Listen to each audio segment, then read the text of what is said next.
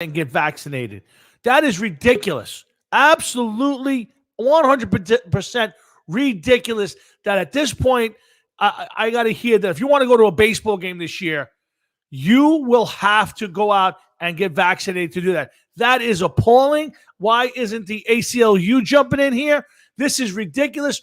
Fauci, Biden, Cuomo, Governor Mussolini himself, and all the rest of the libs should go F themselves. They're ruining this country, and I've had enough of it.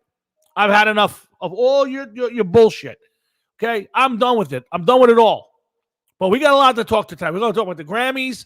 We're talking NFL free agency. We're going to get a little Yankees and Mets in here. We're going to get maybe a little tournament talk. Lots to get to. Plenty to talk about.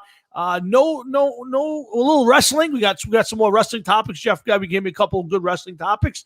So we're going to get to all of that and more tonight on the Hard Rock and Sports Show. Thanks for joining us tonight. Remember, next week, Jeff Carlson from the Jeff Carlson Band, another of the multi-talented artist over at RFO Records, joins Jeff and I next Thursday night. Thanks to Doug. And again, guys, make sure you tune in every Wednesday night. If you're looking for a little sports talk, pass the mic with Mike Passamonte, Carl Graham.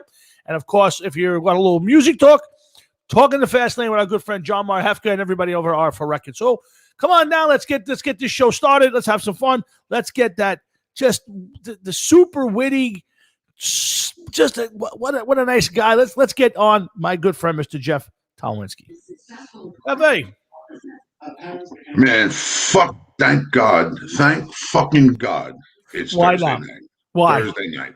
Why? Look at the bottom of my screen. Look at the bottom of my screen. I saw the bottom of your screen, Rudolph. That's a good move. I thought that was not a good move. This guy's what, 37, 8, 30. He's like 62 years old. Oh, he got drafted in 2011. He's got to be 30 years old. No, stop. So this is why the Giants will go fucking 4-12 this year. You watch.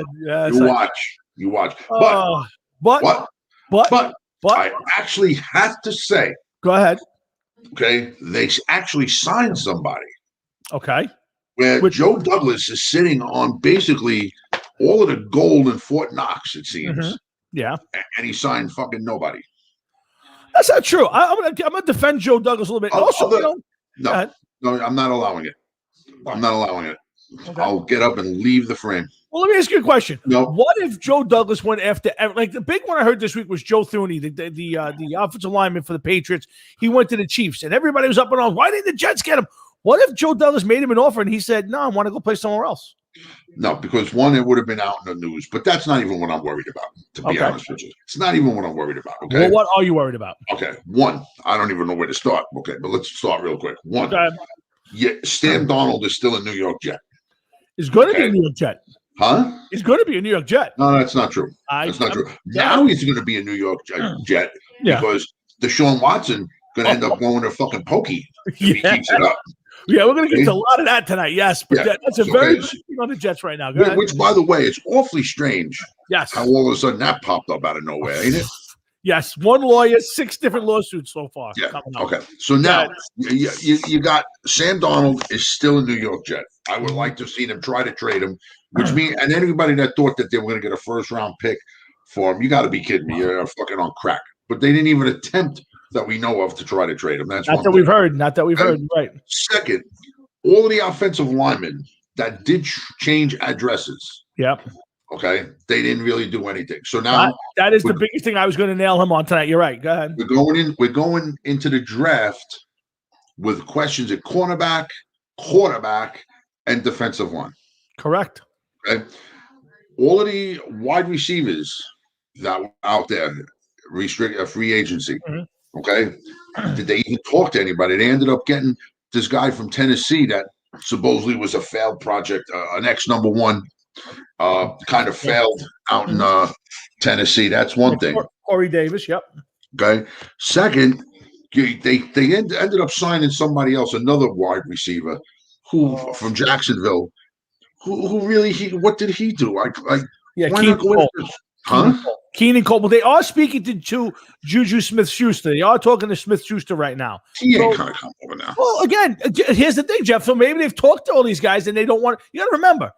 Like you and I are talking here, saying that they have somebody would have leaked that Schuster, that the Jets contacted him. You watch because there's too many questions. Well, they did leak that they are talking to Smith-Schuster. They are talking to him. Correct. I said they would have leaked if they had talked to them already. Yeah, I get All it. these question marks about offensive linemen that just went out in the breeze and the Patriots, it doesn't matter. They stood in front of everybody and signed everybody. Well, that's another one we're going to get to later on. But yeah, I mean, has that changed the whole AFC East? What's the balance of power now? I don't always believe that works. Going out there signing all these different free agents, I don't always believe that is what will work. But they've done a nice job, and they've set themselves up where this isn't going to kill them 2 or 3 years from now because the new TV deal comes out and they get a whole bunch of money and the salary cap goes up. So we're going to get to Bill why he did it and all of that. But to stay on the Jets for just a moment before we get the. My thing is simply this, Tom. Yeah. You can stay on the Jets all night if you like. Sure. I'm not saying that they should have ran out and signed every single free agent, right? But it seems as though they didn't even try. Again, you don't know that they didn't try. Again, word would have come out by now. Word would have come out. Again, we don't know that yet. I mean, at some point in this, Joe Douglas will step up and say, "Hey, I tried. I made offers to so and so." Maybe there haven't even been press conferences to. Dude, it happened. All these signings happened too quick. It's impossible. It's impossible that he even tried to talk to anybody. I'm not disagreeing with you. I will agree with you in the sense that they did not address their quarterback situation. So here's the thing: the problem for the Jets. You're not going to get Watson now. Nobody's trading for Deshaun Watson based on all these allegations. It's going to take months and maybe longer to get this all figured out. So Deshaun Watson's either staying in there if he doesn't get suspended for the NFL by this. The other problem they have is they have not committed to Sam Darnold. We don't know. You don't know if they're going to take a quarterback in the draft. So now if you're a free agent, big-time free agent, are you going to the Jets not knowing what the situation is over there? You're not. All these big-time free agents are not going to sign over there going, I'm going to go over there for a few dollars to get cut in a year from now, and this team's going to be a flop next year. I don't know they're going to be, but right now, what's the direction the Jets are going? They got no offensive line. They have no offensive line. They really don't have a proven number one receiver. Yeah, Their quarterback is up in the air. Absolutely. But my point being is like right off the bat, why weren't they actively shopping Sam Darnold before this happened? You know what I mean? Like even Mitchell Trubisky got signed as a backup. Listen, Andy Dalton got signed to be the starter in Chicago. That's after the Russell Wilson thing fell apart. So I get your point, Jeff. It's fair if Joe Douglas did not go after these guys wholeheartedly. I don't know if he did or didn't. And I was talking to a bunch of Jet fans at work, and I said, you have no idea. He made an offer. He may have offered Joe Thuney the exact same deal he got from the Chiefs, but he's going to the Chiefs to play with Mahomes. You're offering him Sam Darnold and what? Yes, for everything that you're saying, once again, is 100. Hey, Al Anzalone, how are you, man? Is 100,000,000% true. Everything you're saying is totally true. But all of these guys got scooped up. You can't even tell me that Joe Douglas knew what time it was. I agree with you. They were getting scooped up left and right. All right, let's not go too deep into this because we got Matt Salici coming on in about a half hour to talk about NFL free agency. We're talking the AFC, NFC. We're going to talk about the Grammys and disgusting display at the Grammys. No Eddie Van Halen tribute other than 22 seconds of eruption. I think that's a disgrace. Not only that, and I'll get to my monologue about the Grammys. We'll get to some John Bon Jovi stuff. I got baseball. We got Drew Brees retires. Jeff's favorite quarterback in the NFL. We're going to talk a little about Drew Brees and his legacy in the NFL. The real GOAT. Yeah, the real GOAT. Yeah, there you go. And so much more we got here every Thursday night. Jeff and I, 7 to 9, 9:30. We're glad you guys joined us here for some fun. Lots to get to and so much to talk about. But first, keep going. I got to go change. Yeah, and I'm going to bring on my good friend and everybody's good friend, the doctor, Carmine Glorioso, has been a little absent from the show for a while. I think he was off Facebook for a little bit. Remember, don't forget, all comments do not reflect, all of Carmine's comments do not reflect those held by the Hard Rocket Sports Show or the individuals who run the Hard Rocket Sports Show. But we do feel that everybody should get their say, and we love having the doctor on. Yes, and here he is now, the doctor himself, Carmine Glorioso. What's up there, doctor? 2 in the pink, 1 in the stink. There's a dumb chaser. What the fuck? Carmine, how you feeling? Tom, we can go so many different directions. We got 20 minutes. God. Go any way you want. You got 20 minutes. So here I am. I'm on fucking Facebook jail for fucking a month, all because I said the whore fucking mayor's wife and the whore that he is, that fucking piece of shit de Blasio. I read the article and I fucking lost it. Okay. The article was what after the defunding of the police by fucking Mr. and Mrs. fucking Willis from the Jeffersons. They said what people need to do is stop sitting on the sideline. If you see some sort of fucking rape or something. Oh, yeah. I saw that as well. I did see that as well. Jump and stop. Let's get rid of the cops and let Joe Ordinary Citizen run around with a gun in his pocket shooting people.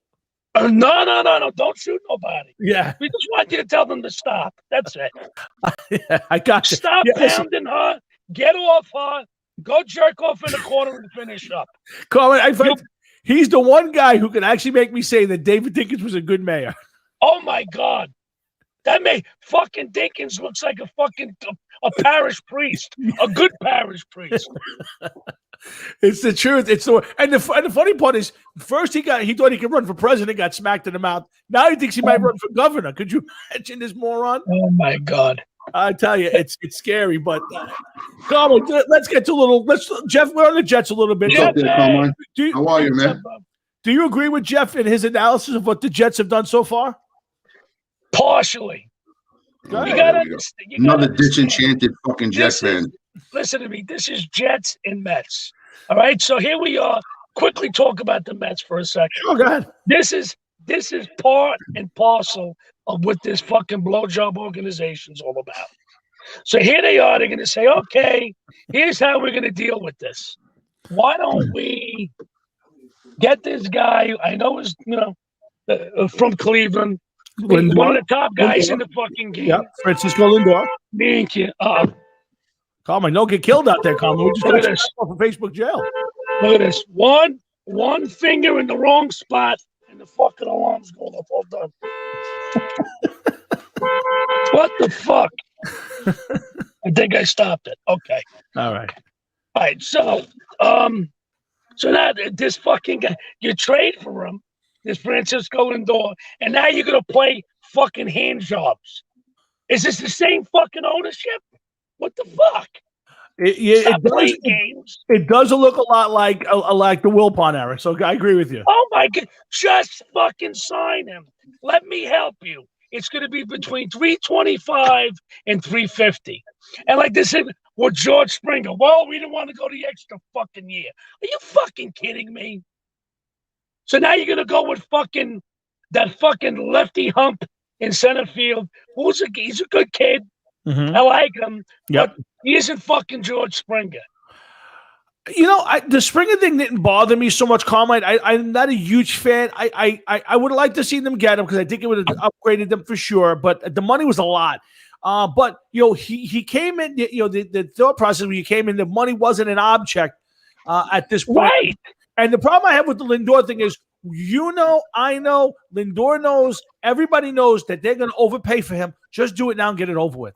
Right, because if you wait to the end of the year, you're going to go 400 fucking million. And you run the risk of having a bad year, and the guy saying, you know what, I've had enough and I'm on out of here. So you do run that risk by not signing him. Where eventually, you're going to sign him.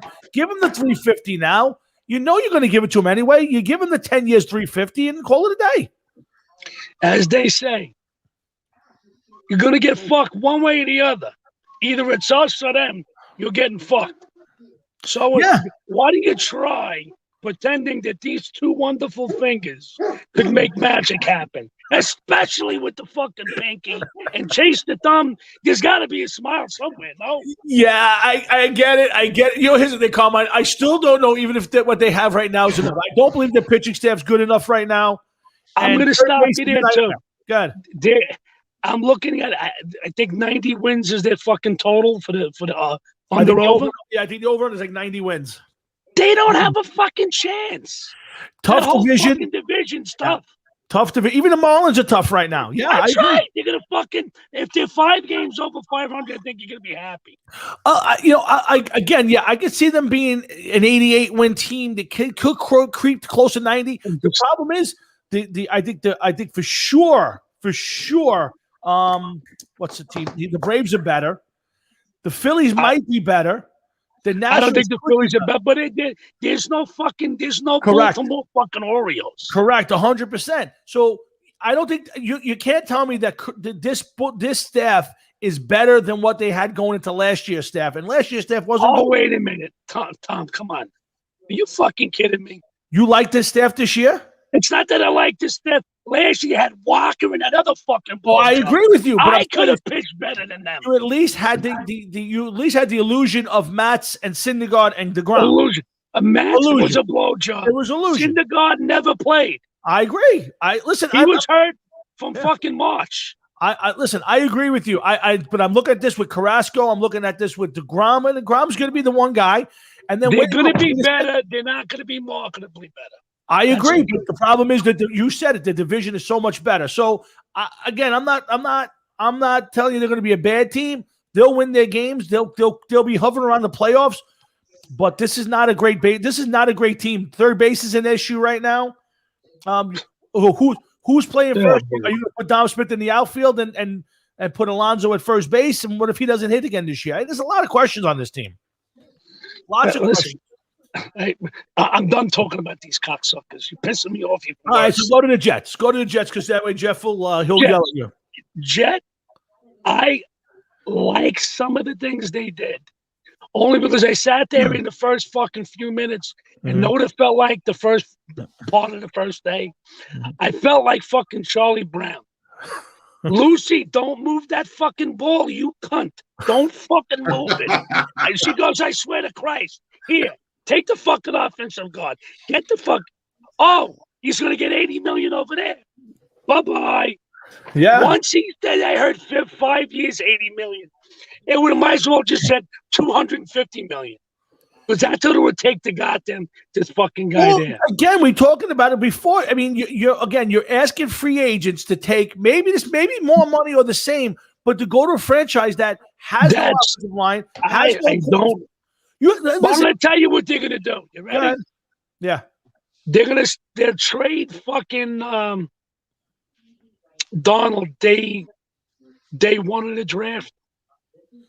And it's not going to be for a day 1 pick. It'll be for a day 2 or day 3 fucking pick. And they're going to pick the fucking kid out of Wilson. Yes, I think you're right. I think it's going to be Wilson. They're going to draft him, but I disagree. I think they're going to keep Donald at this point. They might. And why are they going to keep Donald for? What do they get out of keeping Donald? Because they don't keep anything other than there's going to cost them $18 million. The quarterback controversy then.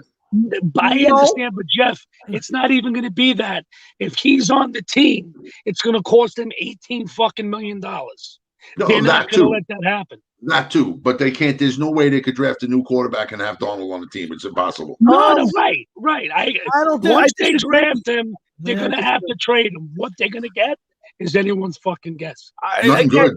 How are you going to get anything good? The guy. I don't think you're going to get anything good. Anything that he's done since he's been in the league, and he's been hurt every year. He's missed games every year. I agree. And these maniacs are turning around and saying they're going to get a first-round pick for him. From where? From the fucking supplemental fucking Pee-wee draft? They're not getting a big draft pick back. But here's why they're going to keep keep Donald. And day 3 means. But here's why they're going to keep Donald. Because right now, name me the number 2 quarterback that's going to come in, okay, for cheaper than you got Sam Donald right now. Easy.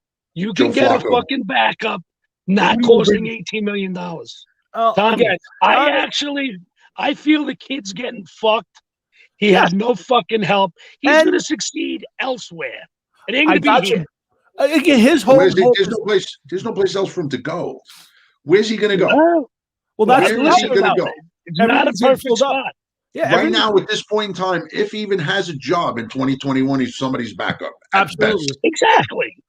At best, somebody's backup. Well, I mean, listen, there are some spots probably he could wind up as get a chance to play. I mean, who's going to be the quarterback in in New Orleans? Are we really believing it's going to be Dude, Winston? you really think he's going to fucking New Dude, they Orleans? I don't know signed where two he's going. fucking quarterbacks. Jameis Winston is better than him right off the bat. I don't know about that one. Come on, dude. Jameis Winston is better than fucking Sam Darnold.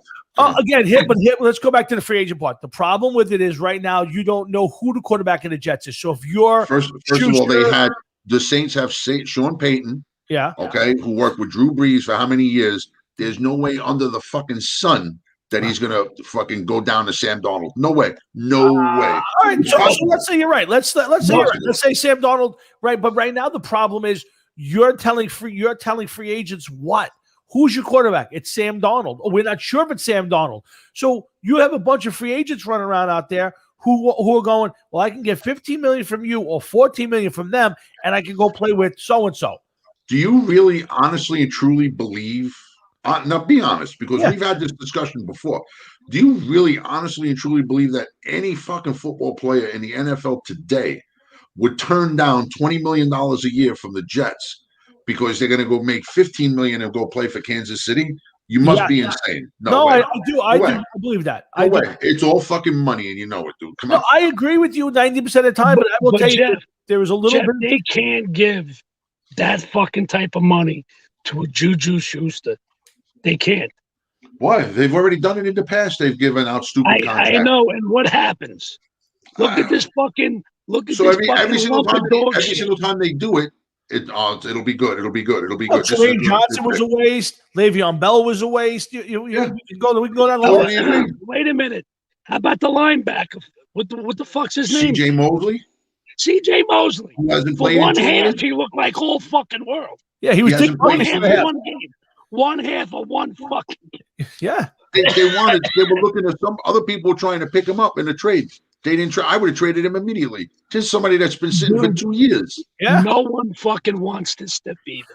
Yeah. I want to rip Douglas. I'm looking at what he did so far. So far it's Corey Davis, who I like. It's 3 years and he's okay. Million. Corey Davis is a bigger kid. He's not going to blow anybody away. Yeah, again, but he's more possession guy. With him, Mims, and Crowder, it's not bad. It's not bad at all. You need not a number bad, one. but not good. You need a number one. You need a number one, so you can went out and got another number two once again. I'm guessing that they're thinking that Mims is going to be their number one. That's what they're hoping. That Mims is going to be the number one. Oh, God. Crowder's a slot guy. So that's smart because he only played 4 games. So to make the assessment he's a number one is fucking that's astounding. Well, there again, we go. That's problem number one right there. But I think the bigger problem for me, if I'm looking at it from the Jets standpoint, okay, I like Carl Lawson. They picked up the defensive end, good player, not 20 great. sacks in 4 years. Again, dude, let me tell you something. This guy's a killer. See, I don't know what to make out of that one. Yeah, I know what to make out of it. This is a fucking guy that, come on, 20 sacks in 4 years. Again, we could do better than that. I'm assuming that these are guys being picked by your new head coach. So I'm saying is maybe he's picking guys based on what he wants for his system. But again, it's not terrible. It's okay. But right. Keyword. Yeah. Tommy, keyword. Okay. I agree. Not terrible. Not great. Right. My biggest problem. It's to be determined. Correct. I think the big problem for me, Jeff, and I think you nailed it early, was who's playing offensive line. They made one offensive line move so far. They picked up Dan Freeney, a guard center from, if I want to say from the Chargers, but I'm a little a guard center. Yes. Not even somebody who's a fucking guard or a center. Right. He's a guard or a center, but so he's a utility man. Again, I don't know, but he has not had a good track record so far, Joe Douglas, of fixing the offensive line. So when you were a kid, both of you, when you were a kid, and you all of a sudden you saw the McDonald's commercial, right? And you'd be like, man, I want to go for McDonald's for lunch today or McDonald's for dinner. And then your mother hits you with the line, just like Eddie Murphy said, oh, this is going to be better than McDonald's. I'm going to make you a hamburger at home. Well, the Jets during free agency is like being taunted with going to McDonald's, but mom come out and make a fucking burger with onions sticking out of it, peppers sticking out of it. And it just wasn't what you wanted. And that's the Jets during free agency. They picked up a bunch of guys that you just did not want. Sometimes you need to go after a name just to show people that, like, this is what we're doing. I agree with that. And they did not do it. I agree with you on that. Sometimes you need one big player or one big name player. The Knicks tried it a few years ago with Amari Stoudemire, and then turned into Carmelo Anthony. Didn't do shit for them, but I agree with that, Jeff. You do need one guy to cross the line over. The Mets did it years ago with Foster when George Foster signed when it came over to the Mets. Then it was Hernandez and Carter that built that whole franchise for the '80s, right, Carmine? Yep. But I'll tell you this: what I'm thinking about is I hope the Jets trade down and get more fucking picks. Why? They already have a lot of picks. Why not? Tell me one good why. I'll tell you why not. Where was the last Jets second rounder that made an impact on that team? Forget a second rounder. Come on, man. Tell me. When was the last Jets first rounder that made an impact on that team? Next year, hold on. They would get a number one next year. Too late. And switch up for whoever's going to take the number one now. They still would have a chance if you're going to draft a quarterback. Are you telling me? You're saying to me, I seen the kid Wilson's arm. He does got an arm. But so do some of these other fucking guys. I'll tell you something. They would be smart to draft Wilson. I think Zach Wilson would be a good player. I wouldn't be pissed one way or the other. Right. But let's be real. This fucking team needs as much help as they can get. If they trade down and not crazily down, no more than fucking 8. If you're at fucking 8, you should be able to get somebody good there with getting another. So you'll have 3 first-round picks next year. If you can't do it, go fuck yourself. And if you pass up on Wilson, who is going to be your quarterback? Donald? You're going into the season with Donald? No, but they're going to have to. At this point, you might be. Come on, man. You might be. Dude, I'd rather have one of you guys as quarterback. Draft one of the other quarterbacks. No, I will tell you. If Sam Darnold's on this roster, and I believe he's going to be, I don't believe that. I hear a couple. I heard a couple. He's going to be again. They're not going to release him at this point.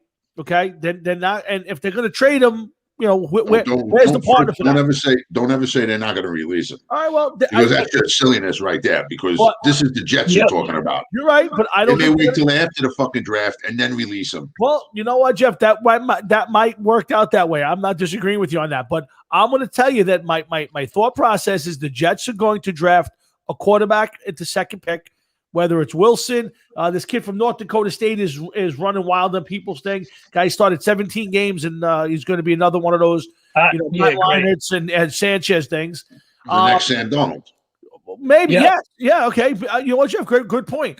I would take Wilson. I think he's a little more. He's more of a polished finish. I don't like Fields, so I think Sam Darnold's going to be on this roster with Wilson backing him up early, and at some point Wilson will get the chance to play. That's why I think. Tommy, they can't do that. I know what you're saying. Impossible that they're going to tie up $18 million for this fucking Donald. But the problem is, if you draft in the quarterback, why not? Then if they keep Donald as the backup, let's say they keep Donald as the backup. As soon as Wilson throws a ball and throws an interception or a pick six in his first game, they're going to all of a sudden he's going to be worried about Donald. He's going to be looking over his back to Donald. Where's Donald now? That's not good. That's what's going to happen, and you're going to ruin that kid before the first game is over. You watch. Donald must go. He must leave the building before any other quarterback comes there for the season. Has to. I guess second draft pick for the Jets. Mm-hmm. Either the running back out of Alabama or the kid out of fucking Clemson. I agree. Jeff said that too. Jeff was a big proponent of the kid out of Clemson. It's all over the place, that kid, ATN. But by the way, he wants to go to fucking the Cardinals. Of course, I want to go anywhere but the fucking Jets. Well, just for the record, Sam Darnold's salary for this year is $920,000. If he plays next year, it's $18 million. 2022. You sure about that? I got it up on my screen right now. I just. Then if that's the case, if that's the case, they draft Wilson. And that cocksucker's going to be on the team. I'm telling you, for $900,000, Sam Darnold. You can't keep him. You can't keep him. He must go. He has to go. He can't go. Matter of fact, if they can build a time machine and go back to the beginning of this show and release him or trade him, they need to do it. The sooner, the better. He's got to go. He can't stay. I'm not disagreeing with you, Jeff. Every single window of opportunity. Every single window of opportunity is just going like this when it comes to getting rid of Donald. It is. You know what it's going to be down to? A 7th rounder. There's only, listen, at this point, the Bears feel that they have their quarterback. You're right. Maybe you're right. The Saints feel that they have their quarterback. So where's that open spot? Let's think about that. Oh, wait, I got an answer to that. I got an answer. You ready? Yeah. I'm looking for vanilla ice cream. Do we have any? Vanilla ice cream. I'm just practicing to see if I could become president, since I'll just shoot shit out of fucking nowhere. Works for him. Hold on, wait a minute. Dude, I've got to say this quickly. Go ahead. I have two jerk off friends before the election was saying to me, they worked on the pipeline. That's all I'm gonna say. Just in case someone's able to fucking figure out and they were saying to me, I don't see how you could look this way. And I'm like, what the fuck are you people thinking? He's been talking about ending fracking the whole fucking time. Oh, yeah. Now, because they're going to go for the fucking election, you believe him, you fucking dick? Yeah. You're a fucking idiot. I don't know what I'm talking about. You're just a loudmouth guinea. I went, really? I tried calling him when the fucking cocksucker first day and stuck it up their ass. First day, yep. How's it feel? They won't take my call. Yeah, well, because he lied to everybody. He lied to everybody. He lied to everybody. Flat out. Listen, if they're fucking hear you talking on the fucking show right now about what the Jets should be doing, I wouldn't take your call either. That's the Dr. Carmine Glorioso. First time in a long time. Jeff Nowinski's up in the corner, and I'm sitting here. And we're here every Thursday night, 7 to 9:30, talking sports. Anybody got pudding? Pudding? Vanilla pudding or tapioca? I'm sorry. Listen, if anybody thought it was going to be any different, they're disillusioned. The guy's wrecked this country. The border's a disaster. Energy's a disaster. No, and they're fucking blaming Trump. Yes. Listen, Carmine, do you think they're going to go, oh, it's a disaster and we caused it? Of course not. You're never going to hear anything different. It is the ultimate spin move. They are a gigantic bunch of blowjobs. All you need to know is they voted for a cocksucker named Cuomo and this other fake fucking guinea. It's not even his name, De Blasio.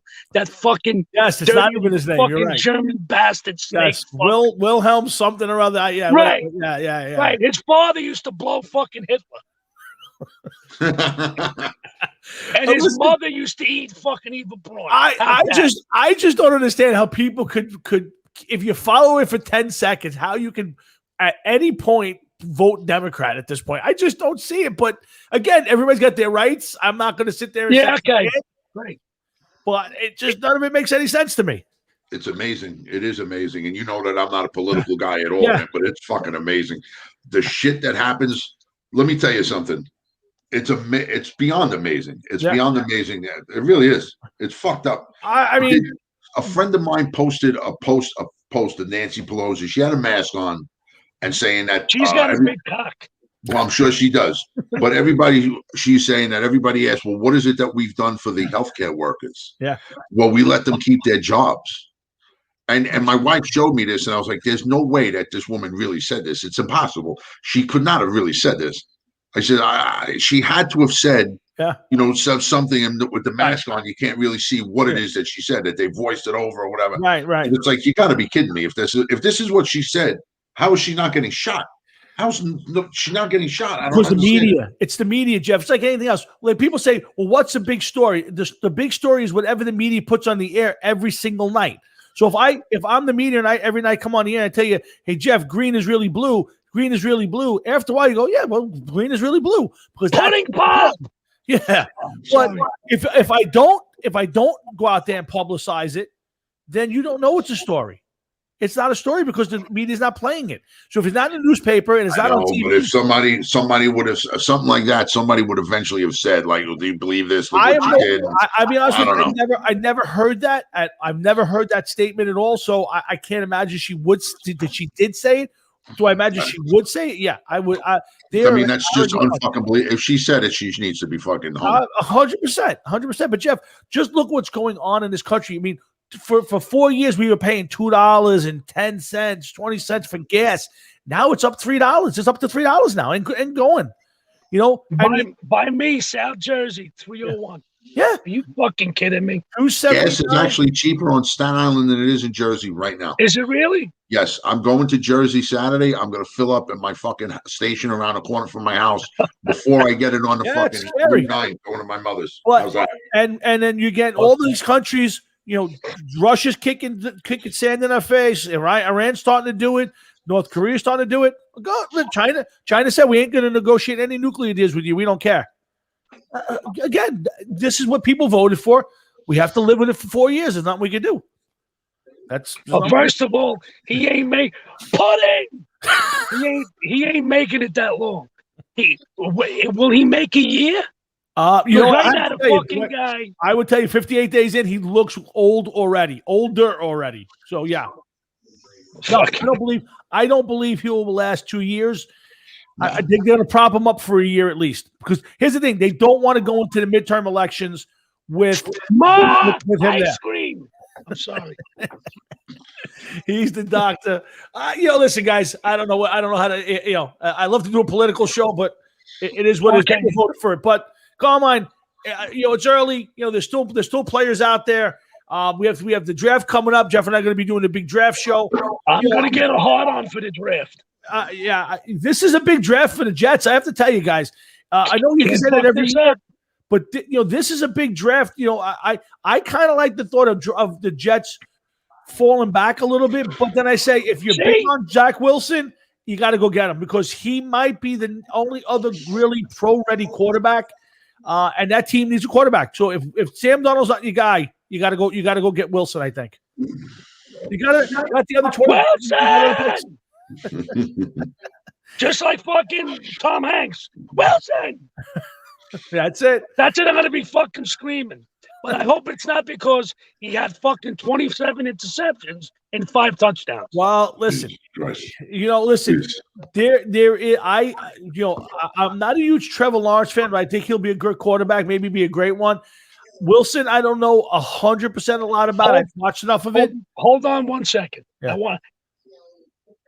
I remember when the Jets were going to get Donald, and I'm saying to myself, okay, Cleveland's going to take Donald. Yes. And Mayfield is going to slip down to us. And then they fucking turn around. Now, I know I'm fucking hopeful, and I might as well be wishing on getting 6 more inches added to my dick by tomorrow morning. But boy, would I love for them to say, the first pick, we picked fucking Wilson. No chance. There's no chance in the world. Fucking get him. There's no chance. But don't forget. Dude, if that happens, if that happens, the people at Jacksonville will run to Home Depot, buy saws, and cut Jacksonville and send it out to fucking the ocean. Yeah. Urban Meyer will be put on a boat and pushed out to sea. But listen, I also want to remember I want you to remember, you guys. I don't remember any Jet fan who was disappointed that Sam Darnold dropped down to number 3 in that draft. Everybody was thrilled. I thought he would be a franchise quarterback. I thought he was. I'm just saying, I don't remember any Jet fan. I don't think he had help. Everybody and their mother thought that he was going to be a franchise quarterback. But like Carmine said, he had nothing. And then the last season, Adam Gase. Yeah. Really? I mean, when you're switching up offenses on a fucking kid as a rookie, I mean, there's no continuity, man. Nope. No, and again, you want to blame. He's to blame too. But here's the problem I have with the Johnson. It's not that they hired Adam Gase. That who knows if he's good. And listen, Peyton Manning's in everybody's ear telling the guy's going to be a great coach. Fuck him too. I still hope that fucking guy gets up to be a coach. But the biggest problem is they brought him back the second year. The second year killed the Jets, and that hurt. So we'll see. I still think with the salary and the fact that why are you going to go out there and bring another guy in? Donald's already been in the middle of the system already. I think Sam Donald's on the roster this year. Who's the quarterback? Starting? I don't know. We'll see. There's no way. Oh, okay. We'll see. We'll see what happens. But the doctor, I love you. Thank you. I'm glad you're back off of your banishment. Jeff knows all about them. Jeff, and I can say it on this show. Yeah. All right. I said I wanted the fucking mayor and his cunt wife to get shot in the face, and now I'm a fucking murderer. That'll do it. But Cardi B could fucking fingers bang that other fucking broad as they spoon each other. That's okay, though. Get rid of Dr. Seuss. Pudding! Where's my fucking pudding? It's all true. It's all true. There is a hypocrisy in this country, cancel culture, but we'll never cancel Carmine. We love when he comes on. We love having him on the show. We're glad he's back, and he knows any Thursday night he's sitting in the car and wants to call in. He can do that. Tommy, Jeff, I love you boys. Strong motherfuckers. Go. That's the doctor. We love him. Good, man. Carmine, have a good night, brother. Be good, boys. See you later, man. That's the doctor. Be good. He's a psychopath. I love the guy. Oh, Jeff, it's me and you, man. It's me and you. So far, our guest, Matt, has not shown up. I don't know what's going on with Matthew. What time is he supposed to be on? 7:30. He was supposed to pop up. Fucking bailing. Every time you ask this guy to come on, he does this here, and then you ask him again. The last time he bailed a few days before. Today, I texted him early. He said, "Yep, I'm in," and haven't heard from him since. So I'm checking my my messages. I hope we're on the air. I think we're on the air. Yeah, you're on here. Yeah, we're good. All these other, a couple others came on. How are they going to find us? Yeah, true. But you're not on the air. Usually we have a lot more people chatting. But okay, let's get to some other stuff early. right now. It's early. Yes, it is early. And I need to do me a favor. Let's hit the wrestling thing because I need to fucking break up a little bit and regroup. All right, we'll come back after the wrestling. After wrestling, we're going to do the Giants. We'll talk about the NFC and the AFC East. We'll get a little more on that. We'll talk about the Grammys, a little bit of Bon Jovi, a little Black Sabbath. I got a few other things on the topic. So let's get to the wrestling, Jeff. I thought it was a good topic. You want to handle it? What was the topic? I forgot. Oh boy, best and worst heel gigs. Oh yes, okay. So you want to go first? You want me to go first? How do you want to handle it? It's your segment. Go ahead, man. I'll let you go first. All right, so I already have mine picked out. I can't remember half the shit I say to you all week long. I know. You know that. Yes, I know. I know you. Here's the thing. So the worst heel to me, there's a lot of people you can go to, but I always thought the worst heel was Sergeant Slaughter. I just, when I compare it to Sergeant Slaughter, the good guy, it was no comparison. It just didn't have any bite to it. So I went with Sergeant Slaughter as the worst heel gig. Best heel gig is a tough one, but to me, the best heel gig of all time is Roddy Piper. Roddy Piper is absolutely the best heel because he said and did anything he wanted to do. I'll give you that. Even when he was a semi-good guy, okay? Even when he was a semi-good guy, he was still a bad guy. You know what I mean? So yeah. I went as far as for the best heel. Now, the best babyface is easy because he's probably the most popular wrestler of all time. And Hulk Hogan. I mean, realistically, Jeff, if you're playing around with heels and that, Hogan's the best heel of all time. You think about it, he was All-American. He beat Andre. He beat everybody that came out. Best heel. No, he's the best babyface. Babyface. I'm sorry. Okay. He was the best babyface of all time. So to me, it's hard to argue that one. I mean, just Hogan's had the popularity of the All-American Hulk Hogan cannot be compared to any other wrestler. I don't care before or after. Okay, I can see that. I can see that. Now, the worst babyface to me is really tough. Like I have to go through back and who and it comes down to is the Ultimate Warrior. The Ultimate Warrior was first off was a bad wrestler. I mean let's call it what it was. Jim Head was one of the worst wrestlers. Correct. And while you rooted for him when he came out, he was a better bad guy for me than he was ever a good guy. It just never. When was he a bad guy? When was he a bad guy? Well, he was. The thing is, he was kind of one of those guys in between. He was kind of between, and that's probably why I don't consider him a baby face because he wrestled a lot of good guys. He wrestled Hogan when Hogan was a good guy. Yeah, but he wrestled Hogan so that they could transition the title because they needed a baby face to take the title at that point in time. Yeah, I guess they were going once a month with heels. Matt just popped up. That's good. So yeah, but you know what, Jeff? Here's the problem. You never kind of really knew what he was. I think he was considered a baby face, but I never really bought it. So to me, the Ultimate Warrior character was really, it was fun in the beginning when he run down the ring and shake the ropes, and the guy just, he was a monster. But otherwise, it was just a bad idea to me. Well, it might have been a bad idea, but it definitely caught people's attentions. Oh, absolutely. And I think that he was. It isn't as bad as the Red Rooster, but no, that's bad. Yeah. But real quick, because I know we got the guest on. My worst heel pick, I got to say, was the Repo Man. Oh, okay, good one. The Repo Man. That was just a fucking it was almost like a joke. Yes. The only other time I've ever seen anybody come close to that is if you watch the movie A Christmas Story, and Ralphie goes out and shoots the bad guys in the backyard. Yeah. And some of the guys, they had the masks like that. If you remember, he had the criminals out in the backyard, and they had the same get up and same mask on as the Repo Man. It was fucking retarded. I think the best heel gig, and I've said it before, had to be The Undertaker when he first came out. Okay. Because it was a time where the characters were almost cartoonish. Yes. And he was playing that up to the hilt. Yes. With the hat, the old-fashioned hat, and that get up and everything, and the music, the slow fucking music to come out to. That's a really good. I gotta, as far as the baby face goes, I gotta go with you, Hulk Hogan. The only one that came close as a second may be The Rock or Stone Cold Steve Austin, because they were able to captivate a crowd with their mic. Right. And their promos.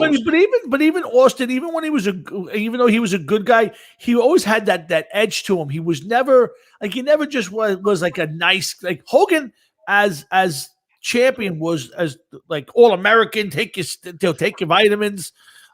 Stone Cold was kind of on the borderline. Well, it wasn't so much that he was on the borderline. It's just the things that he did. He was always fighting with McMahon and his family and stuff like that. So people got off on that because you never knew what he was going to do. True. And they sold him. They pushed him. Yes. I think the worst good guy of all time might have been Triple H. Okay. I think that he would have been, if they kept him a heel throughout his entire career, I think he would have been better off. Oh, okay. I really do. All right, I won't argue that one. That's how many times are him and Shawn Michaels going to turn on one another throughout their careers? Well, that's where it kind of got to that point where they ran out of ideas. They didn't know what to do with themselves anymore. Oh, come on! I get it. Constantly do that, Understood. And guys, Hard Rocket Sports, Jeff and Tom here every Thursday night, 7 to 9:30. We're talking a lot of stuff tonight. We'll get to it a little bit more later. We're talking a little wrestling right now, but we're going to go back since our guest just popped up. We're going to talk about NFL free agency again, and we'll come back with maybe a little more wrestling, and then the Grammys and Blue Bon Jovi stuff. I gotta bring some up. John Bon Jovi said. And maybe Yankees, Mets. We got a bunch of stuff on that thing. Drew Brees. We'll get to all of that. Again, happy St. Patty's Day to everybody. You know what, Jeff? Before we get to Matt, real quick, I discovered yesterday that you don't eat corned beef. You're not a corned beef guy. No way. If that was the last thing to eat in the house, I'd fucking die. You don't eat pastrami, corned beef, none of that stuff? No. You're strictly when you look at corned beef and it's got that nasty fat on it and shit like that, no, thank you. Okay. No. Just curious. I'd rather eat boiled shoe polish. I love a good corned beef sandwich. Corned beef sandwich, nothing wrong with that. If you like it, good for you, man. That's it. No, I was a kid. I remember there was nothing worse than my mother saying, "It's St. Patrick's Day. I'm making corned beef and cabbage." First of all, cabbage sucked. I like it. I agree. Bland boiled potatoes. Yes. That absorbed the taste of the cabbage and the corned beef. That were nasty as they were. And then the corned beef would be all curled up with the fat on it. And I was just like, oh, God, no. Fuck that. I would agree. I would agree with you on the cabbage part. The corned beef part, I disagree. I think it's just a lovely. Did you have any? I did. We went out last night. I'll tell you real fast. Went to a place kind of in the neighborhood, about 10 minutes away. It was me, my wife, and my mother-in-law. And it was a fixed menu. All it was basically was either a corned beef sandwich or corned beef platter. And I was like, all right. And it came with like a potato soup, which is basically just water, and chips. It was like a $90 meal. Like it was like for the whole thing. I'm like, for like 3 corned beef sandwiches. It's like, oh my God, they get you.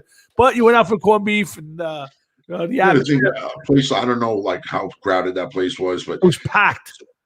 Absolutely. Some of these places, how many hundreds of pounds of corned beef could they have cooked? We were talking about that. Like there must have been 60 people in the restaurant when I was there, and it was people before and after, and they must have been cooking corned beef all day because that's all they made, which is, I guess, why they did it that way. But let's get Matt on the phone. He's on Forest Avenue in Staten Island. You know, Duffy's, you've been there before, right? Sure. The day before, they stopped cooking their regular menu, and it's all corned beef because they just do nothing but cook corned beef all day. Yep. That they can't even cook anything else. It's just corned beef all day. Same thing at this restaurant. So it was nice to go out and have a meal, and 60 people at the table because, you know, we all know that the virus doesn't live above 4 feet, so you can definitely have your mask off with 10 people at a table.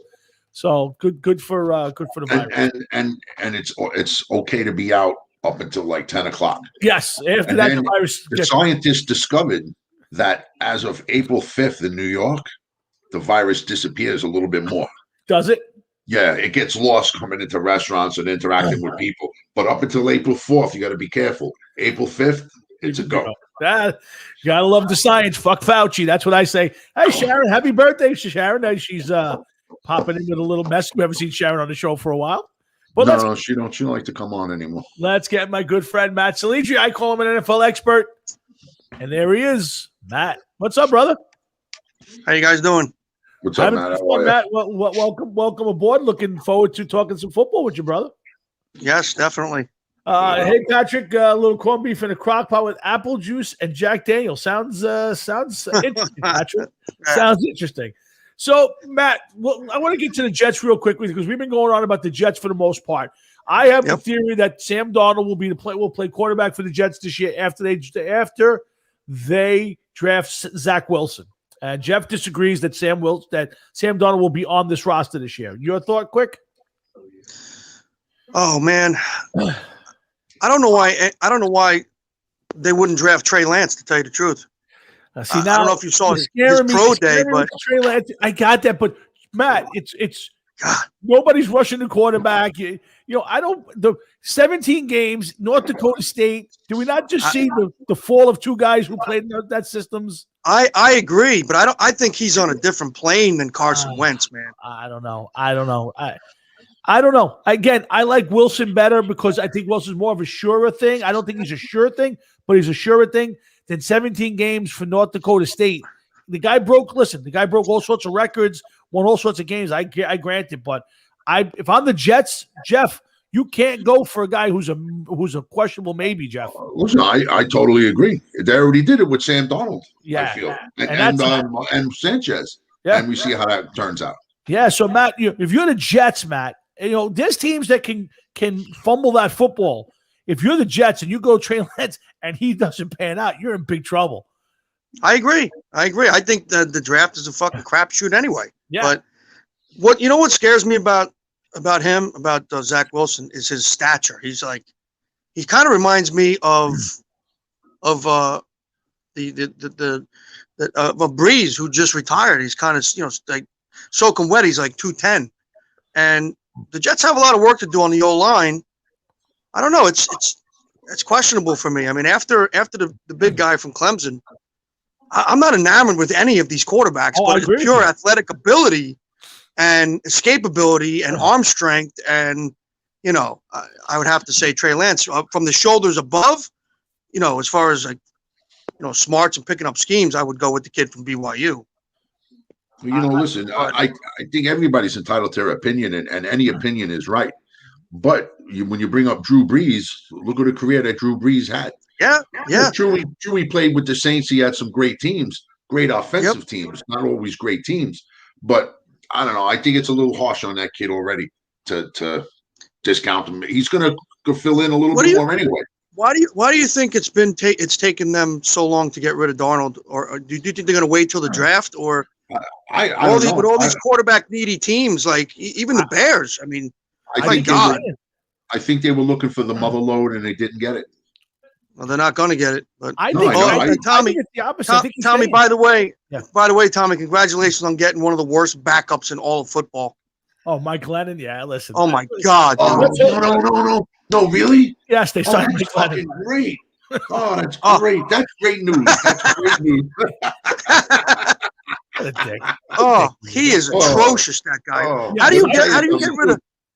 At least Colt McCoy was serviceable. My God, Glennon's terrible. I don't know why they made that move. I don't know if it's a cost savings. I didn't get a chance to research it. It was right before the show that I picked up on it. Oh, that's fucking listen, awesome. That is awesome. I am not a fan. Obviously, it's not. Matt, I got a question specifically for you. Tom, don't say anything. I won't say a word. I see you up there. Don't say nothing. Okay, you're the owner of the New York Giants. Do you terminate Dave Gettleman's contract immediately, if not sooner? What has this guy done in 4 years? Based on what? Based on what has he done? He's won 15 games in 4 years. Well, I will say. All right, so I will say this. One more thing GM does pick the players. You signed Leonard Williams to a huge deal and give up 2 draft picks. The guy had 1 year, one good year. I don't understand this guy. Leonard Williams, first of all, when he came out of USC, he was touted to be this amazing defensive tackle, and scheme fit wise, he was not good for the Jets. You put him at the one tech where he could just put his head down and rush the passer, which is what he did with the Giants, and he blew up on a 4-3 line. So I think he did a great job of utilizing his talents, and they did a good job of putting him in a position to utilize his talents. Now, Gettleman's not on the football field. Yes, he picks the players, but you can't predict a running back of the stature of the kid they drafted from Penn State to get hurt 2 years in a row. You can't. It's a part of the game, yeah.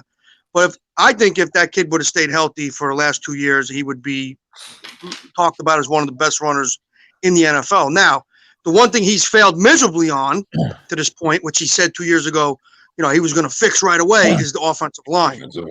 I disagree. The offensive line is still got a lot of work. Yes, I agree with you. But if you look at it right now, I think Thomas came around at the end of the year. I love Gates at center. Okay. Plus you got Nate Solder coming back, man. Well, again, listen, that's big, dude. But here's the thing I like about Solder. See, Solder's going to come in. He's 1 year closer to finishing. Well, no. And what I like about Solder is I like the kid Pert who's going to probably be the guy who's going to get the biggest chance to play. But Solder gives you options at both tackles that you didn't have with Fleming, who was terrible. Okay, and if he goes out there and beats out Pert, then you got a solid right tackle to go. Yeah, but when he came over from the Patriots that first year, though, Tommy, you got to go back and look at film. He was bad. Terrible. Oh no! Listen, to this point, he's been a disappointment. He's been terrible. I agree with you. My only hope was here's what the thing was: if you cut him, it was going to cost you $10 million. If you sign him and he stays, it's still costing you the same $10 million, and it gives you at least a veteran backup. If something fails on the other side, I think it's a good chance for the. I think the one thing that hurt was losing Zeitler, but they had no choice. Other than that, I love the offensive line the way it is. I think there's going to be a better offensive line this year, and I think Gettleman's done a decent job. I don't think listen, Bradbury and Martinez were killers last year. I agree. Two of the best free agent pickups in the league. Both those. I also like the pickup they made today with Kyle Rudolph. I mean, he's a solid veteran player. I agree. See, Jeff. Line, he's had. What is he? The general manager there in his 4th year now. This will be his 4th year. That offensive line, he's had 4 years to do something with that offensive line. They should be all pros. It took them so long. Listen, and they still ain't got nothing. I still think I think this is going to be a good team. But let's. You got an iffy. No, yeah, you got an iffy quarterback as it is, and you got one of the worst offensive lines in the league, entire league. It sucks. It's sad. Absolutely sad. Jeff Towns. Actually, Cincinnati Bengals have the worst offensive line in the league. Yes. Go with me. Isn't this team in your division? Wait. You're telling me that the Jets have a better offensive line than the Giants? Come on. Yes. No. If I was the center on the New York Jets, they'd have a better offensive line than the Giants have. Oh, my God. Listen, the stink is come through my phone, to the microphone. That's how bad that comment was. That's a stank stunker. You gotta be kidding me. The Jets stuff out loud. Oh, come on, there's hog mollies. Come on. Let's talk about AFC East since we're talking about the Jets and the Giants. We'll go to East first. Okay, so the AFC East, Matt, lots of stuff going on. Okay, so the Bills get Emmanuel Sanders. I think that's a nice pickup for the Bills. They get Trubisky as a backup, which again on paper probably means not a lot, but it gives them a guy who's at least a semi-decent quarterback as a backup. He's better than most backups out there. Yeah. So you got that. We have the spending spree that Bill Belichick has done, which I am not usually a big fan of, but I can see what he's accomplishing. Not much out of Miami. They lost Van Noy. Give me your thoughts on the AFC East right now. To me, going into this free agency, I thought Miami was the second best team in the division. Jeff kind of agreed. Now we're both wondering, has the Patriots done anything to move up? Well, I don't like building what they call a super team through free agency. That the Eagles tried to do that. It was piss in their face. Now, you got to look at the guys that they signed. Jonnu Smith, not a lot of production. Hunter Henry hurt the last 2 years. Good tight end when he is healthy. Some of the other guys that they signed are solid. They've had some production. Yeah, but here's what I look at. Here's what I look at. They still have Cam Newton at quarterback as of right now. That's the problem. Yeah. Jeff, you know, for Cam Newton, Jeff, it's a lot of money for a guy that most of us thought was done. They were also saying that there's no guarantee that he's going to be starting. Doesn't he? Didn't get something like $8 million or $10 million or something. Right now, the Patriots are at 15 in the draft, and I think they could. I think they like Mac Jones from Alabama, who people are mixed on him. I love Mac Jones. I do too. I think he's very smart and very accurate, and his timing is great with his throws. But and that's a Belichick kind of quarterback right there. Saban and him are best buddies. Yeah. So I mean, if let's say Cam goes into the season as a starter, I mean, the second half of the season last year, my God, he couldn't even throw a 10-yard in. He was hitting the dirt. Yep. So you could build whatever team you want. If you don't have the guy slinging the rock that can get the ball down the field, you ain't got shit. I don't understand why you would even go back to him, knowing what he was like last year. I don't understand. Slim Pickens out there, man. Honestly, I would have went after Andy Dalton if I was him. At least I think he's better than Cam at this point. I don't disagree. I think that he was between a rock and a hard place. I don't know, Jeff, if you're right. It was the first day of free agency, bro. Yeah, no, he was the first day. He didn't even try to do anything. Listen, Aguilar, Kendrick Byrne, Matt Judon, John didn't do anything at quarterback. I agree with you. I guess at this point, I almost think that they're going to feature the run and play defense. Don't forget, they get a bunch of those guys back from last year who were all too off for COVID. They weren't a bad defensive team last year. They were just terrible offensively. Yep. So I think now, Jeff, is that enough? Has he done enough, Belichick, Jeff, to move up? Still the Bills. I think it's still the Bills division. That's what I think. Absolutely, Jeff. I agree. But have they moved up? I was picking Miami as number 2 this year before free agency. Now I'm not so sure. I don't know if Miami got any better, and I think the Patriots are a better team. But like Matt said, you're talking about hiring a bunch of mercenaries. Is everybody going to get along? Are they going to gel together as a team? And if that doesn't happen, then what's the point? The only good thing is that they didn't sign them to long-term contracts. Yeah, I mean, exactly. I agree. I mean, I definitely do not want to talk about the Cowboys tonight at all. I'm sick of that fucking team. No, my friend, you do not get off the hook that easy. No, you do listen, not. every single year, everybody talks about Dallas this, Dallas that, and all this talent and bullshit. And you're right, Jeff. It's about team. That's what it is. And you can have all the superstars you want. Don't mean shit if they don't play together well as a team.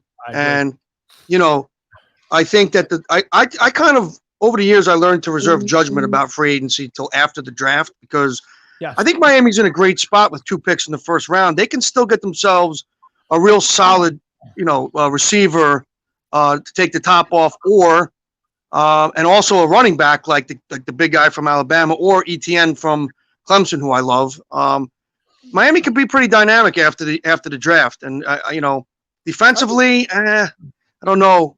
I don't like some of the moves they made to get rid of some guys. I think too soon, but I don't know why they did that with Van Noy. The guy he's just a great all around, consistent, smart linebacker. Didn't Van Noy sign with the Patriots also today? I think I saw that. Yeah, he went back to the Patriots today. Yeah. So I mean, I think the balance of power has shifted again. I don't know. Now listen, they're going to go to the old Gronk. They're going to dust off the old Gronk and Aaron Hernandez playbook. They're going to the double tight end. They're going to keep it short and simple. They're going to ground and pound, and they're going to play defense. It almost doesn't matter who plays quarterback. But I think if they stay in that kind of an offense that you just mentioned, I think that they can. If they shorten the field for Cam, I think that they have something there. But I mean, Kendrick Bourne, I mean, he played for the 49ers the last couple of years. He's a spotty player. Yeah, I mean, what has he proven? Aguilar too. Same thing for Aguilar. Aguilar has not proven that was stupid for the Raiders to get rid of him. The guy had a really good, solid season for them. What? Yeah, I just don't see him having. I think it's look at the Raiders. The Raiders, you bring them up. They said they were going to get offensive line help. They got rid of their entire offensive line. Yeah, they traded somebody yesterday, and they got rid of another guy the day before. So the center's a Pro Bowl center. Yeah, they're going to sign Incognito back. Yeah, they did. Wow! They said. They did. They did sign her again. Yes, but that's the Hernandez clone. Yeah, you're absolutely right. You're absolutely right. But so let me ask you guys this, Jeff. You go first. Is this spending spree by Belichick an answer to Tom Brady's Super Bowl, or is this more his legacy coming to an end and he wants to go out guns blazing? And I go along with that. That I think that he's doing this just to, not so much as to get back at Brady, but to try to get the best team, as many options as possible, as fast as possible. I don't think he has time to build through the draft. I don't think he wants to be there that long because it's going to take him several years, no? Correct. And you got money, you might as well try to do what you can. But right off the bat, Cam Newton, I don't see building with Cam Newton. I don't see that. I agree with Matt. I think his ultimate goal is to grab Mac Jones or somebody of that ilk in the draft to either play behind this team this year or maybe even to step in. I'm not sure, but Matt, is that wise? If you're Kraft and the Patriot team, you're basically letting Bill sell out your future. Now, the cap money's not bad because when the cap money gets really bad, it'll be over $200 million for sure. Right, but it'd be 200. If right now his cap hit doesn't really happen until 23, which is the new TV deal. The cap money is going to go up, so they don't think it's going to hurt them at all because they space it out properly. But if this fails on them and this doesn't gel the way it's supposed to, this is going to be a sad end to to an end of his legacy because again, these kind of teams don't normally work. Well, that's a double-edged sword. I think that it's under the cuff. He's never going to admit it. Yes, but of course. If you look at Brady's last couple of years with the Patriots, they didn't spend shit to help him. Nothing. And he leaves. He takes a team that Jameis Winston had for 6 years and did nothing with. And the first year, he takes them right to the Super Bowl, and they win. So, yeah, I think it's a little bit of under the cuff kind of an FU moment. Yep. And as far as Bill Belichick's legacy, I don't know if he's personally worried about that too much, but I think that it's always going to be a what are you doing for me now type of league. And people are going to remember Brady leaving and winning a Super Bowl with another team. And that argument's always going to be that Belichick needed him more than he needed Belichick. All right, look at this fit. Well, again, I think that it's a combination. I mean, I love Brady. I love Bill from way back in when. I don't think the 7-9 season and Brady win a Super Bowl is any sort of a detriment to Belichick's legacy of what he's done to date. So no, I don't either.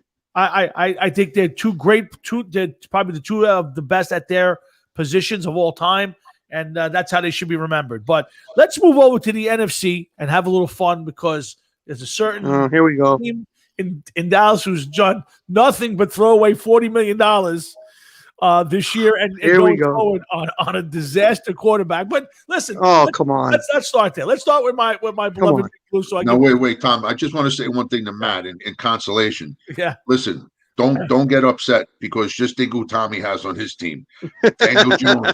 Giant fans. Don't be Danny. Yeah.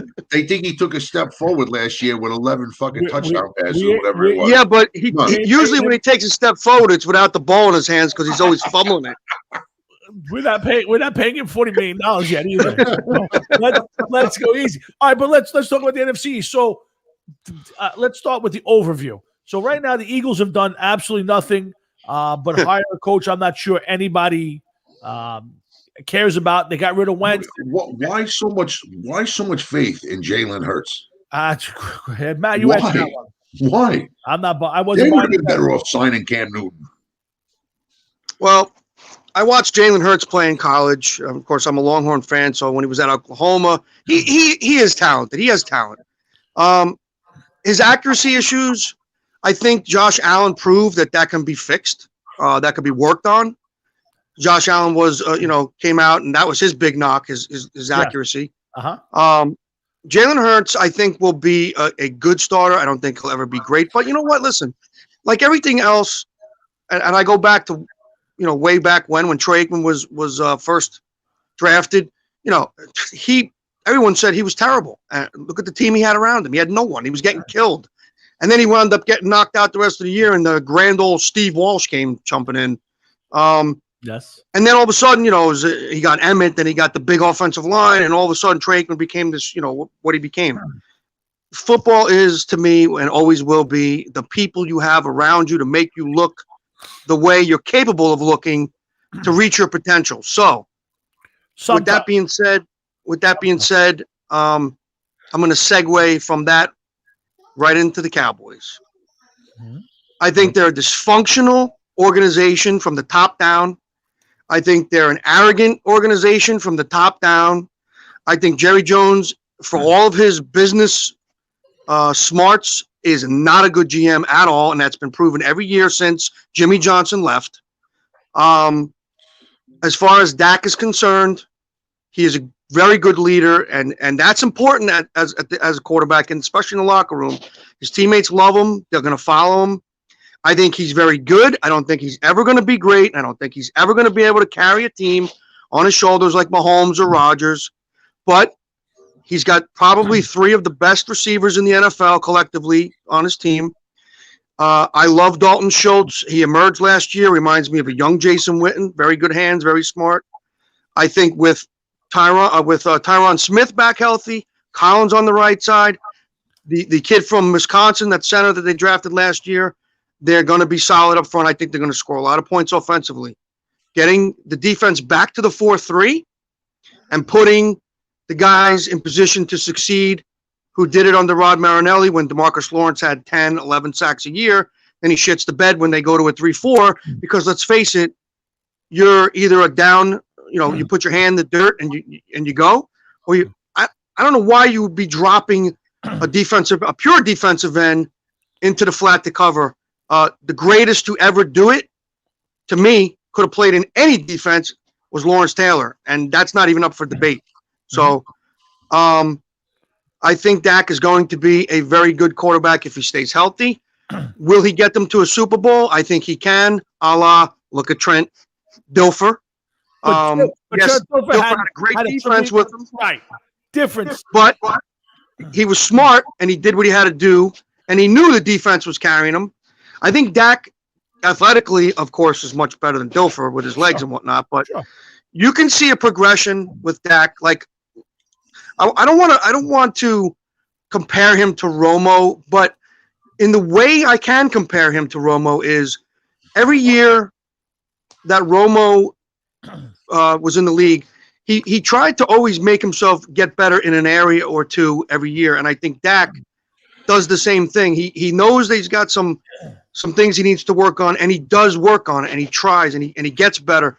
And so last year, he's throwing for 400 plus yards a game. He's on his way to probably over 5,000 yards passing. He had to kind of do that because he had no defense, and the offensive line was in shambles. So, of course, right away everyone says, Zeke Elliott all of a sudden is not a great running back, which to me is bullshit. You just don't lose what you have because if you know football, if you don't have an offensive line in front of you, you don't have anything. I don't care who's running the ball. So, in that aspect, do I think they overpaid for Dak? Of course I do. They, for what he is, I think they have the tools as long as he's got guys around him, to help him, to carry him along. Because, like I said, he's not going to take that team to the Super Bowl by himself. He's just not. Right. Well, Yeah, Jeff. What about his ankle? Is his ankle healed enough for him? He's 100% healthy. He was running sprints, 40-yard sprints today. I saw him in Texas underneath the Star. He was running. He was sprinting out to the right. He was rolling out to the left. He was throwing bullets. He was throwing darts downfield. He's 100% healthy. And they also showed him doing squats in the weight room, so he's good to go. I mean, I understand it's a freak injury, but Could happen to anybody, but you want to make sure somebody in that position with that salary is 100%. Actually, that injury, as devastating as it was, with that kind of a break, 9.5 times out of 10, actually, the leg comes back stronger than it was before you got hurt. So he's good to go. That's Matt Salici. He's what I call my NFL expert. On top is Jeff Towinski. He's what I call my dear friend from 40 years and the co-host of the Hard Rock and Sports Show. And, of course, I'm Tom Florian. Welcome to Thursday night with the Hard Rock and Sports Show. Come back every Thursday night. We do this from 7 to 9:30 to be. We'll be on the air live. I don't know where and how we're doing it yet, but we'll be doing the NFL draft live here. We do it every year now. So I hope you guys tune in that night. And I think it's April 27th. So make sure you kick back. Put the game up. Put the NFL draft up on your TV. But tune into the Hard Rock and Sports Show for really some unique analysis that night. But Matt, I want to just finish up on your Cowboys. But I think the contract for Dak has obviously put some constraints on what they're going to do in free agency because they have not helped this defense. Now, do we believe Dan Quinn is going to step in now and resurrect this defense like they were in Seattle? No. I heard them talking about it today. I don't know if it was Maurice Jones-Drew or one of those guys. Oh, he's going to come in. In Seattle, he had the Legion of Boom. He had players. You guys on that side of the ball, Van Der Esch, am I supposed to believe is going to be the Cowboy defense this year, regardless of what you're doing on offense? What are you going to do on defense? I'm going to try and keep it really simple and short, but I think the best player on that team right now is a second-year player in Trayvon Diggs, the corner from Bama, hands down. Okay. And I said, I believe in scheme. I believe that the scheme really helps the player, and I think that Randy Gregory, I think you're going to see him have a really, really good season. Always been a good pass rusher when his head's on straight, and he seems to be all right. DeMarcus Lawrence will get back to what he does best, which is putting his hand in the dirt and just rushing the passer. Now, today they went out, and I'm happy that they did finally. They went out and they got Carlos Watkins he played for Clemson on the national championship team, was drafted a couple years ago by the Houston Texans. He's 6'3", 305 pounds. He played the 3-4 nose, not his style, but he did a good job. I think he had like 4 sacks and I think 38 tackles, which is pretty good for a nose tackle. Now he's going to be the 3 tech. He's going to be able to just do what he does best, what he did at Clemson.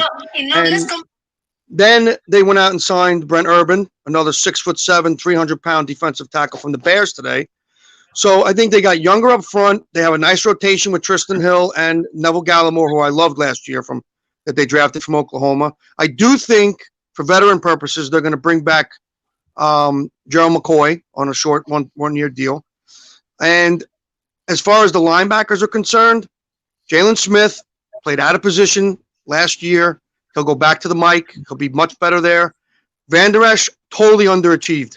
After his rookie year, he just went downhill. And I don't think he's going to be getting a second contract from Dallas. Sean Lee's going to be gone. I think they definitely have to draft a solid young run and hit linebacker. For depth, for depth purposes alone anyway. But they made a big mistake the last few years in neglecting the safety position. Don't know why they don't hold that in high regard when you had someone like James Washington through the Super Bowl years, Darren Woodson, and you look around the league during that time and you had great safeties in Palomalu and the kid, the great safety from the Ravens. I mean, the safeties can really make a big difference. So, yeah, I think going back to the 4-3 will help them. I think Dan Quinn will be able to do a few things here and there. But, again, it's the players. Do they have the players to run the system? And right now, they don't. They have some good players here and there, but no one that you can depend on to say, all right, like an offensive coordinator is going to come into his game plan during the week and say, we got to worry about this guy. They don't have that. But in the draft at number 10, I would like to see them, if they stay pat, I think they're probably going to get the best corner in the draft in my eyes, the cleanest one in Patrick Surtain. And his father was a great corner. I watched Patrick Surtain play quite a bit in Alabama this year, and Yeah, by far. I think there's some questionable stuff on his character, if I'm not mistaken. I know there was a couple small question marks, but as a flat out player, he can play. He's I'd like to see them. He's by far I'd the like best to see corner them in the draft. Yeah, I'd like to see them at 10. Let's say all three corners are there. Yeah. Farley and Joe Horn's son, J.C. Horn, who played South Carolina, is another one who's fantastic. I'd like to see them trade back with the Patriots from 10 to 15, pick up an extra second-round pick, because I believe that the Cowboys, their forte has always been a big offensive line. I'd like to see them get back to that. And there's some big beasts in this draft at guard, especially from Bama and Clemson and a couple of other places like that. When you have a guard who's, 6'5", 340, who is not fat and can move, yeah, you're talking, getting back to what you do best. But I think the Cowboys, by default, if they stay healthy, will win that division because, like you said, the Eagles have done nothing. I think the Redskins' defensive line is very, very good, but they have questions in their secondary and in their linebacking core. They don't know who the quarterback is. Oh, it's going to be Fitzpatrick. They brought Fitzpatrick in, and Fitzpatrick's going to be. Yeah. All right. Well, whatever. He'll be adequate. He'll keep them above water when he's not throwing a lot of interceptions. But I think the Giants, if they stay healthy, can definitely compete for the division. They need to stay healthy, and it's according to the Giants head coach, Evan Ingram has spent a lot of time in the offseason in front of the jugs machine, catching balls, running routes more crisp, I even heard he was carrying bricks around in his hand, get his hand stronger, carrying them from one side of the sideline to the other, which is 50 yards without dropping them. So at least he's a player who knows what he needs to do to fix his issues, which is dropping passes, and he's doing something to try and fix it. Whether he does or not, who knows? I mean, if you remember back a long time ago when Jerry Rice was drafted, they were going to cut him because he couldn't catch anything. Yes. And then all of a sudden, what did he do in the offseason? 200 balls a day at the jug machine. Came back now to this day, he's still the greatest receiver ever to put a helmet on. So it's really about the player. It's always going to be about the players. I don't care who the head coach is. I don't care who the quarterback is. If you do not have the players to run your scheme, because they're on the field, they're making the plays, they're doing the tackles. Every offensive play that's drawn up in a room is drawn up to score a touchdown if everyone does what they're supposed to. Every defensive play that's called is called to put pressure on the quarterback. But that's what blocking and tackling is all about. So it's all about, strength and weakness, and I will always believe that the game is won up front in the trenches first. So it is what it is. And, you could have Joe Montana sitting back there. If you don't have the guys in front to give him time, you don't have shit. That's how I feel. No, listen, it's valid, Jeff. Matt broke down the entire division. Eagles have done nothing. Redskins' big move so far this year has been Fitzpatrick. The Giants, a couple solid moves, nothing great. And the Cowboys, the big move has been signing Prescott. So far, Jeff, just looking at the outside right now before the draft, what's the strength of the division right now? Is it the Cowboys? Is it the Redskins? Is it the Giants sneaking in there somewhere? I got to go with Matt and say it's the Cowboys. I think it's the Cowboys and then everybody else. Actually, let me rephrase that. I think it's the Cowboys, a flip-flop between the Redskins and the Giants, and then the Eagles. I don't think the Eagles are going to do anything this year. I think that they're still in flux. The Giants, the only thing with the Giants, I mean, really, if they sign Mike Glennon, what happens if Daniel Jones gets injured or Daniel Jones just you know what you do right there? You go into your bathroom and you flush the toilet. Yeah, but what the truth is? Name me That's Mike Glennon. Teams. How many teams out there? And look, the Cowboys, they had Andy Dalton this year. Didn't get them to the playoffs last year with it. What team out there has a backup quarterback that you would say, well, if he has to play, he'll be just as good or he'll play well enough? Fitzpatrick is maybe closest. Here's the thing, though, Tom. Okay, you could tell yourself that all you want. Mike Glennon was on the Buccaneers, the fucking Bears. Now he's on the Giants. Wasn't he on like 2 or 3 other teams throughout the years? I'm not disagreeing. I don't like Mike Glennon any more than you do, but I'm saying I would not be in a happy position if Mike Glennon was on my team. I agree with you, but I mean, let's be honest though. Give me a backup quarterback that you would go into the season with and go, he's a good. I'm okay. If my quarterback goes down, we're all right. You can't give me one. Well, yeah, I can tell you this much. I would put Glennon near the bottom of the list. Again, I'm not arguing that. Again, that's not gonna get us to the Super Bowl one way or the other. Listen, we all got to keep our quarterbacks healthy. I like the Giants for one reason. I think the culture's changed, the defense is good, and I like the fact that they kept everybody together. One thing I don't like, I'm not sold on Jason Garrett. I think Garrett is almost a scared play caller. Now, I think there were some issues last year. Let's see with Barkley back this year. They still need the big weapon. Here's what I'm hoping for, guys. That they How much do you put in Barkley, though, Tom? Huh? The guy's gotten hurt every year. How much do you put in Barkley? You gotta hope. I mean, can't hear you guys. You can't, Matt. You're not hearing us, Matt. No, very low. Yeah, we haven't changed it. You check your buttons. Make sure you didn't lower anything because we haven't changed. Jeff, you hearing me? Okay. Yeah, no, I hear him fine. I hear you fine. We hear Matt fine too. I can barely hear either one of you. Oh yeah, we got you clear, crystal clear, Matt. I don't know, something on your speaker, I think, because from this end, yeah, everything is good here. Yeah, Matt, I can hear you a little bit better now. Okay, I'm officially checking you. My ears clean? Yeah. You got to cut some hairs, though. Cut some hairs. Hey, let me log out of here and log back in and see if that helps. Yeah, see if that helps, Matt. Go ahead. Okay. So Jeff, I mean, but at the end of the day, I think the NFC East is still a weak division until somebody shows me something different. Well, you know what? Here's the thing, though, Tom. I'll give you this much about the NFC East. Right. They're all weak at the same time. Correct. So, yes, one team step up. It's one of the teams is going to win the division by default because somebody has to. That's one thing. Yeah. But these teams, it's going to be a pretty good division in a couple of years because these teams are going to grow at the same time, and they're going to have to adapt to the other teams because they are all young. Yeah. They're going to have to look for some good, solid players to be able to tread water in that division. Because if not, and you start to fade to the back of the pack, you may be there for a long, long time. Yeah, I agree. Listen, I think the Eagles are a long way off from being a good team again. I also don't think the Redskins are a good team right now. I think the Redskins have a very bad offense. Yes, but you know what? They have right now probably have the best quarterback that they've had in the last 3, 4, 5 seasons. Easy, yeah. But again, you know what you're going to get. You're going to get 3 or 4 miracle wins and about 7 losses that you're just going to shake your head and go, he gave it away.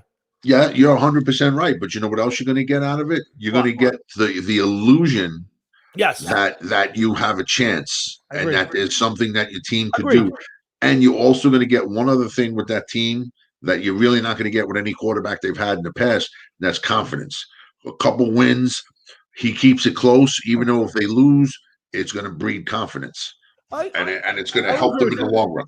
I would agree with that. I don't disagree. I don't think Alex Smith gave them any chance to win last year. Alex Smith, you bring up Alex Smith, but every single time that Alex Smith dropped back to pass, everybody in the building had to be thinking that if this guy gets crunched, that's it. His leg is going to snap in half like a twig. Yeah.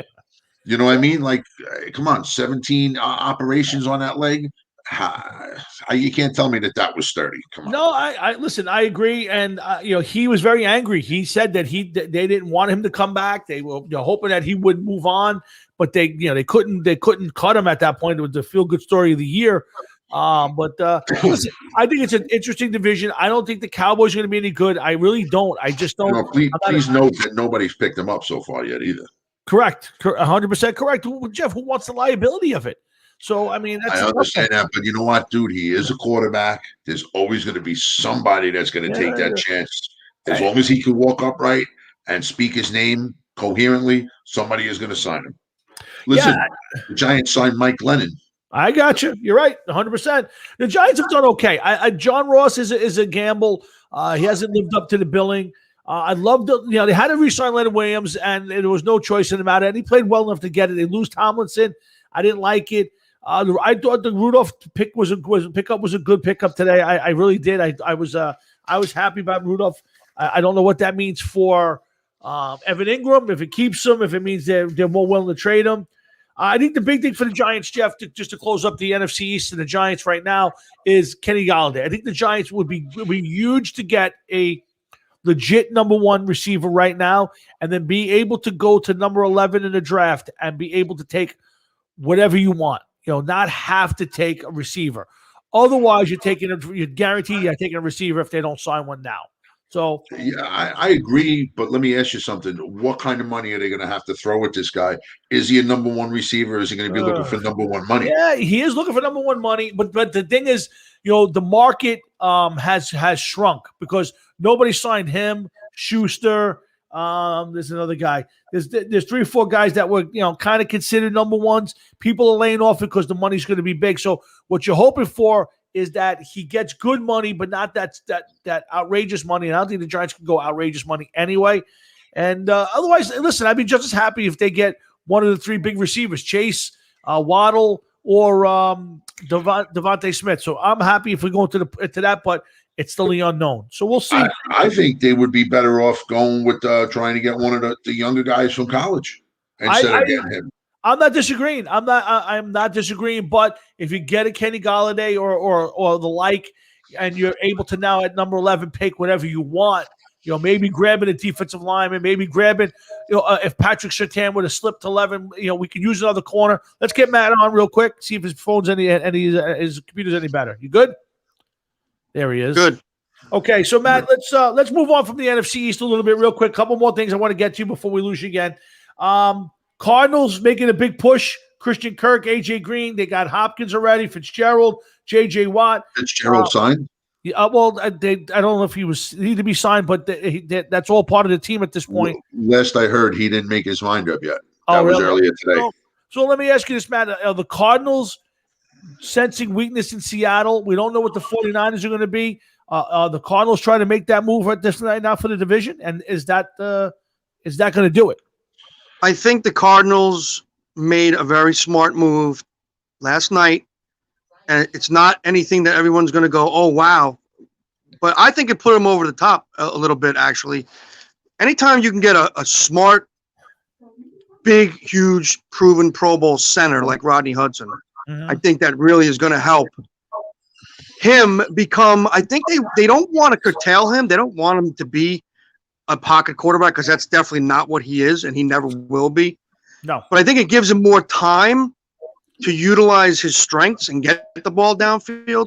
I think getting AJ Green, if he's healthy, signifies possibly the end for Fitzgerald, because why would you get a veteran wide receiver of his stature at this late in the game if Fitzgerald said, hey, I'm coming back? I don't see why you would have 2 aging receivers like that on the same roster.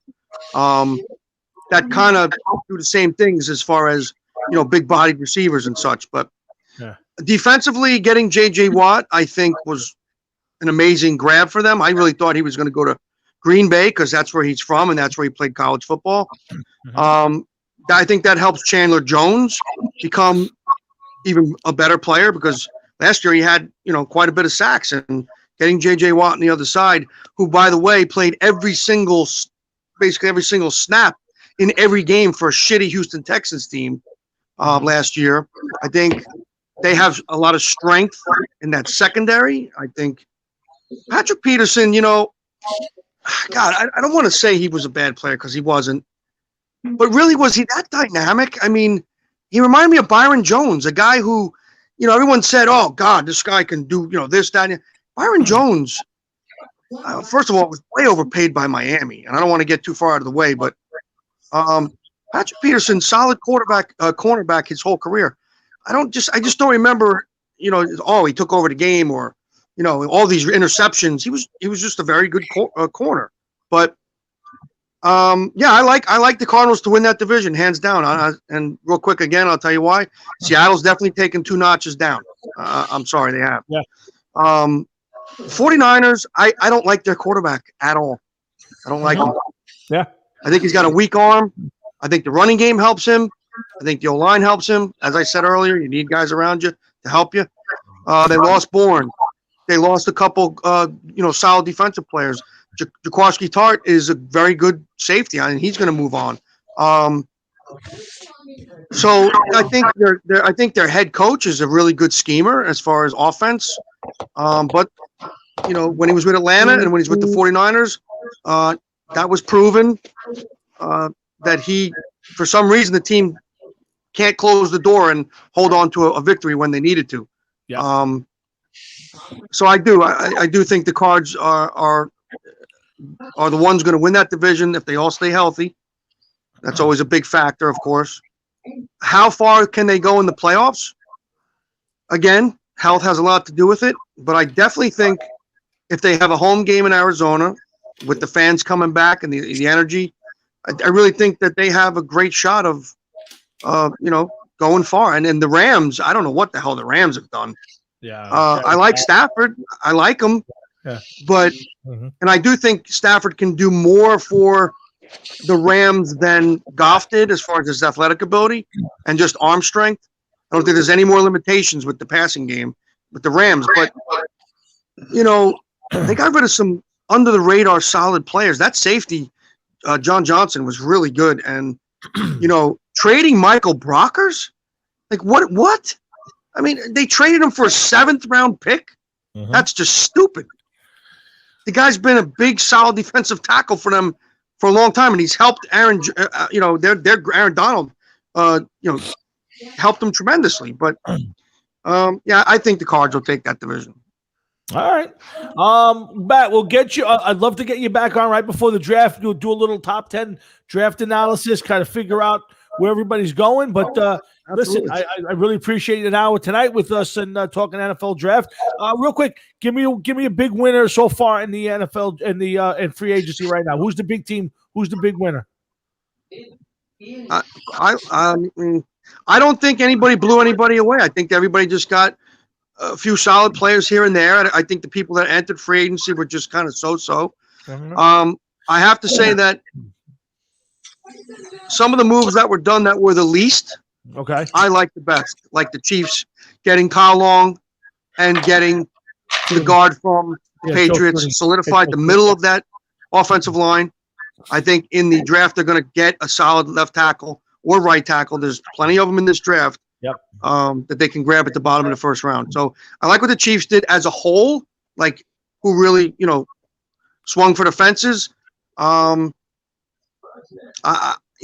think collectively you look at for what they do, I think the Patriots did good. I like some of the Jets picks that I really think the defensive end that the Jets got from the Bengals was a steep. Lawson?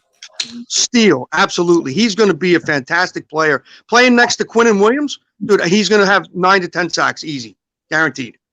Yeah, I didn't think it was great by the Jets, but I thought it was more than solid. I thought it was a really good opening salvo. The problem is the fans wanted the big name, so they didn't get the big name. They didn't get the big player, but that's okay. I think the Jets will do fine in the draft. But the big problem the Jets have right now is at quarterback. And until they fix that, I said to Jeff earlier, Matt, that I think a lot of free agents, especially the receivers, are going to the first question they're going to ask is, who's my quarterback? You have no offensive line. I don't like Davis. I don't like Davis with the Jets. I didn't like him with the Titans. Yeah, Jeff said the same thing. I'm not as down on that as you guys are. I got to be honest with you. I think it's still an upgrade on what they've had. It'd be an upgrade, Tom, but I mean, come on. You still need better. You can't upgrade what you had. You need better. You always got to strive for better. It's like you took somebody else's garbage because it's better than yours. I mean, I don't know why they didn't go after Galladay or Juju Smith-Schuster for that matter. Really. But you know what, Matt? I said to Jeff before, how do you know they didn't? How do you know they didn't go there and Galladay go, I'm not playing for the Jets. I got Sam Darnold at quarterback. All the fans were up in arms. They didn't get Dooney. How do you know they didn't go to them and say, "Hey, we want you to come"? And they go, "I'm not going." They got Sam Darnold at quarterback. They got no offensive line. I think that the way social media is right now, I think that would have leaked. If I think we would have known. Jeff said the same thing, but again, no, dude. And just the same thing as if these guys were approached. You don't think that they're going to tell them there's more changes to come? Trust me, there's more changes to come. Maybe they can't say it, but they're going to tell them. I'm not telling you. I'm not telling you guys are wrong. I'm just saying I got to hear that before I totally throw. Real quick, before I know you got to go. I don't want to cut you off. Now, you guys have obviously heard about what's going on in Houston now. All of a sudden, with Deshaun Watson and all these allegations, right? The whole thing. Yeah. So now, I was just going to say, now you think Houston's going to hang on to him, especially if they think for an inkling that this shit's real. I mean, that situation went from we're not trading him, he's untouchable, to now how do we get rid of him? Well, yeah, but now the problem is you went from getting 3 number ones to you're lucky if you get a number one for him right now. Who Let me knows? ask you- let me ask Lucky you is the word. You going to trade for him? You say your team needs a quarterback. Yeah. You're going to trade for him? This guy may end up getting suspended by the league, may end up Absolutely. having all kinds of legal problems for God knows how long. Absolutely. If the Jets were smart, they did the Jets The a favor. the NFL could even suspend him for a year, even if he's found not guilty, because Absolutely. the personal conduct policy is very strict in the NFL. Let me tell you something. He doesn't have 1 allegation. He's got 3 now and 3 more on the way. He's going to go partying with Governor Cuomo tomorrow. Yeah. There is no way in the world that this guy's not going to be wound up on the I think it's the commissioner's exemption list. I think he's going to wind up on that list. I think they got no choice. How could you even justify that? Now, I was going to bring up tonight the fact that they picked up Tyrod Taylor shows me that please. Journeyman, I understand that, Matt, but he's a guy at least some teams he could start. You don't have women coming out of the woodwork and pointing their finger at him. But again, to me, that was the we're going to trade him thing. Now, I think they were gearing up. They knew this was coming, and then all of a sudden now it's like we got to get a quarterback in there because he might not be able to play for us, even if he wanted to play for us, which he doesn't want to play. But it's completely ruined any sort of chance they had to trade and make anything out of it. I mean, he saved the Jets. You're right, Jeff, 100%. Without a doubt. And I have to say, we didn't talk about this team tonight at all, but I have to say that my most exciting, my favorite young gun coming up is the quarterback for the Chargers, man. I love watching that kid play. I would agree with you. I think he was the one guy I was not impressed with his senior year in college. And I don't know. I thought it killed him in the draft. But I would agree with you. He has come out, and he might be that next level guy that I didn't think he was going to get to. His senior year was bad. It was not. It wasn't terrible, but it wasn't good. And I thought that it was a true sign of his pro career, and it's anything but. He looked terrific last year. Yeah, he did, and they're getting some pieces back on defense with the Chargers too. And I think that's a team that you have to kind of watch out for silently under the cuffs. I mean. They got a solid team all around. I mean, I think they could probably go for a nice running back. There's a lot of them, a lot of good, solid running backs coming out in this draft, especially 2 kids from North Carolina. I like a lot, but they get a solid running back, and they made some quiet moves. Today they signed Jared Cook, the tight end from the Saints, and that's replacing Hunter Henry. Yes, that's pretty good. That's a pretty solid move right there. And they went out and got they signed 2 solid offensive linemen, and they're getting their great safety back if he stays healthy. You got Bosa, Melvin Ingram. You got, they got some solid pieces. They lost Denzel. I think they lost Denzel Perryman, if I'm not mistaken. I think you're right. Yes, I think you're right. So they're going to have to replace him because he was a solid linebacker. But they're a team you got to kind of watch out for over there because to me, Denver, until they get a quarterback, it's the Chiefs and everybody else at this point, and true. Good chance to jump in there. But listen, the big thing for the Chargers is they got the big piece. I think they got the kid that's going to be the quarterback the next 10 years. Yep. I don't see a flaw in his game at this moment, just more experience and more playing time and a couple pieces, and I think he could do some real damage. So we'll see. But, Matt, like I said, maybe a week or so before the draft, you get a minute, you come on with us. We'll talk about everybody's strengths and weaknesses. We'll kind of talk about the top 10 or so. You kind of you break down the first I know you're a huge draft guy like myself, so we'll have you on. We'll have you on, and we'll talk a little more football with you. Yeah, we should do that, and then we should do a if you have time, we should do like a like after maybe the first, second, third rounds go by, we'd have a lot to talk about, really breaking down teams' draft picks by then. I know you're big. If you want to jump in the night of the draft, you come pop in here and there and kind of give your analysis of some of the picks. We'd love to have you. You're always welcome to be on the show. And as far as the draft goes, I bow to your greatness. I'm always happy to talk to you about the draft. I'm going to get off now, but you did mention something about Bon Jovi. Touch on that real quick before I get off. Bon Jovi came out this week and he was doing an interview, and he said, listen, fans want to hear the songs played the way they were recorded. And I thought that was really interesting and really cool because I think that's, for me, as a guy who's not a huge fan of live recordings, I love to hear the songs played the way they were recorded. Not Tommy, I don't want to hear him sing live anymore. I kind of agree. Yes, he is terrible. Yes, that song that he sang that night on the boardwalk about the Beatles with the Beatles song. horrible. It Yes. was embarrassing. Yes. Embarrassing. And Guy needs to know when to stop. And you're a big Bon Jovi fan, so I if anybody's going to say that's a It, big one. it's really it's for me personally. Like I said, I grew up. I actually was a Cheap Trick fan first for a long time, but I loved. Listen, it's no secret. I have a little man crush on Zambora. I think he's phenomenal musically, lyrically, vocally, and I think he was the magic in that band. And as you can see, when he left in 2014, my God, I mean, they're boring as hell. Their songs stink. Yes, very much so. And they got good players. It's not the same. It's not the same. Right. Jeff, you were going to say something else? Yeah, I think the problems with Bon Jovi went a little further back than 2014. I would go back to like 1984, 1983. That's not funny. He is funny, isn't he? God, I love you, man. You're welcome anytime. But listen, keep some time before the draft, and then we'll do something during the draft and do some stuff together. So, Matt, I love you. Thank you for coming on tonight. I love you too, bro. Be good, man. See you, Matt. All right, take care. Hey, and Tommy. Yeah. Tommy, no more corn.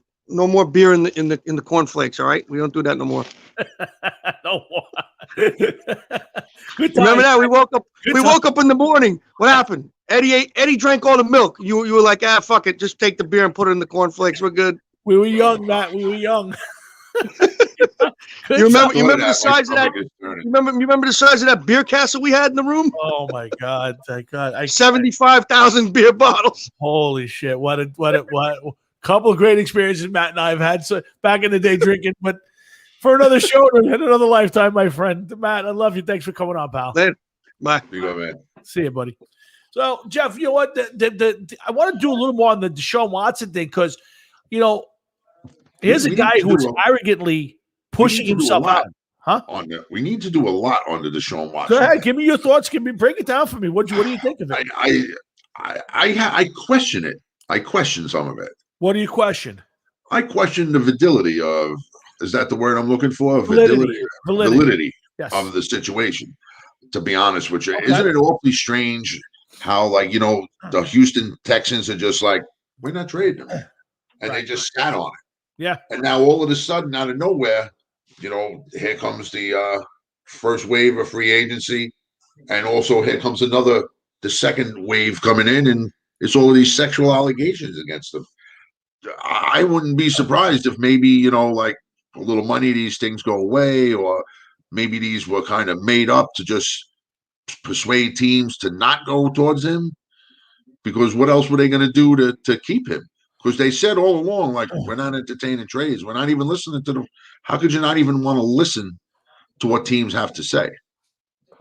Well, because here's the thing, Jeff, because no matter what you're going to do, and I'm not the biggest Deshaun Watson fan. I'm going to if you were to trade him, you're not going to find anything coming back your way at this moment that's going to give you better than what you have. So I agree with you. I find it more scary that the same lawyer has 6 different people, going to file lawsuits against them. That's the part that scares me. All of a sudden, out of nowhere, though, Tom. Right. Out of nowhere. Listen, and not for nothing. Listen, you could have gotten a king's ransom for him, and yes. you know it. Yes, absolutely. Okay. Yes. If the Lions, if the Rams traded 3 first-round picks for Stafford, okay, 3 first-round picks. Yep. Come on, what is Deshaun Watson worth? Listen, look what happened in Chicago. The Bears offered 3 number 1s, a number 3, and 2 starters for Russell Wilson, and got turned down flat because they had no desire to trade him. Okay, the best thing that would happen is Russell Wilson gets traded, the Jets draft pick from Seattle becomes gold. Sure, becomes gold. But sure. That's another story. Back to Deshaun Watson. Go back to Watson. Okay, I just find it strange how all of a sudden all of this is happening, and now, I mean, come on, Deshaun Watson. There's got to be a lot of chicks that know who he is, know what he does. Sure. He's got to fucking press his pecker up against him. Jeff, we've seen stranger things. I'm not saying listen, at this point, I think he comes out, he just puts a stack of money on the table, and he's just like, you know what that's for, right? Don't you think? again, I don't, I only heard the one where he supposedly forced a woman to perform oral sex on it, and I say to myself, well, if he forced you, why didn't you go get the cops and or have him arrested for rape? That's why didn't you just fucking bite down and spit it out in his fucking face? Yeah, something. I don't get it. So listen, I think that there's where there's smoke, there's fire. So do I think there's something? Yeah, but you can't tell me that these sports stars, Tom, they're all that fucking stupid. They're really. I mean, come on, man. I don't know. You were in the dating world at one time. I was. Yeah. Did you ever force a girl to do that? Neither did I. You know why? Because I felt as though that I'd go to jail. But you know what, Jeff? These guys, you got to remember, these guys have been coddled through most of their lives. When they did get in trouble, dismissed. Right, bro. I agree with you, but Jeff, not everybody grew up in the same house as we did. So I'm not telling you that the guy did or didn't do it. I have no idea. I will tell you that he's screwed. I will tell you that the Houston Texans are screwed at this moment. A lot of people are screwed, but let's just use 3 words for one reason, for 1 minute, okay? Yeah. Suck my dick. Okay. Okay. How many times has that phrase flew out of somebody's mouth and it actually worked? Probably never. Yeah. Okay. So then there you go. So now here you are, big sports star. You're getting a massage, and then you turn around and you look at this girl and you give her your best Velvet Jones, and you turn around, suck my dick, and she just turns around, no, suck my dick, and just walks out of the room. I mean, come on. Yeah, I don't care how coddled these people are. Sooner or later, they can't be that fucking stupid. If they are, that means Deshaun Watson should not be living alone, should not have the gas turned on in his stove, should have somebody come check on him and lock the doors at night, make sure he's in bed, to see where he can't get into any kind of trouble, because this is like, I mean, come on. And look what happened, not for nothing. Antonio Brown, a lot of the same allegations, very similar. Got motherfucker just played in the Super Bowl. Yeah. Listen, listen. So it means nothing. They have money to make this go away. But see, that's the thing. I don't think. See, the problem is, I think that if it was one person, I think this can go away semi-quietly, and the league doesn't get involved. When it's 6, I think I got to be honest with you. I think the league has no choice. I think they got to step in and they got to suspend him and say, until this is worked out, you can't play football. It's very well possible that that's exactly what they're going to say. But also, they may suspend him and everything else. But he has enough money to just be like, okay, so that cost me fucking $500,000, but that person ain't coming back again. And this one, this one cost me a little bit more, $1.5 million, but I'll never see her again. He came out and denied it, and he came out and said that I'm not paying anything. He's flat out said I refuse to pay. Yeah, but come on, dude. A lot of them say that, and then it's, maybe their lawyer turns around and says, listen, this will go away a lot quicker if you open up that checkbook, bro. You don't know what you go on TV and say you ain't paying nothing. And then, you just don't know. You don't know what these people, or what they're capable. They have so much money, Tom. They can make it happen. And you know that. But Jeff, 1, maybe 2, you're 6 people. You can't sweep this under the rug. What is the bottom line? Okay. If this happened last year, the year before, and then you sat on it. Okay. The guy just fucking got paid.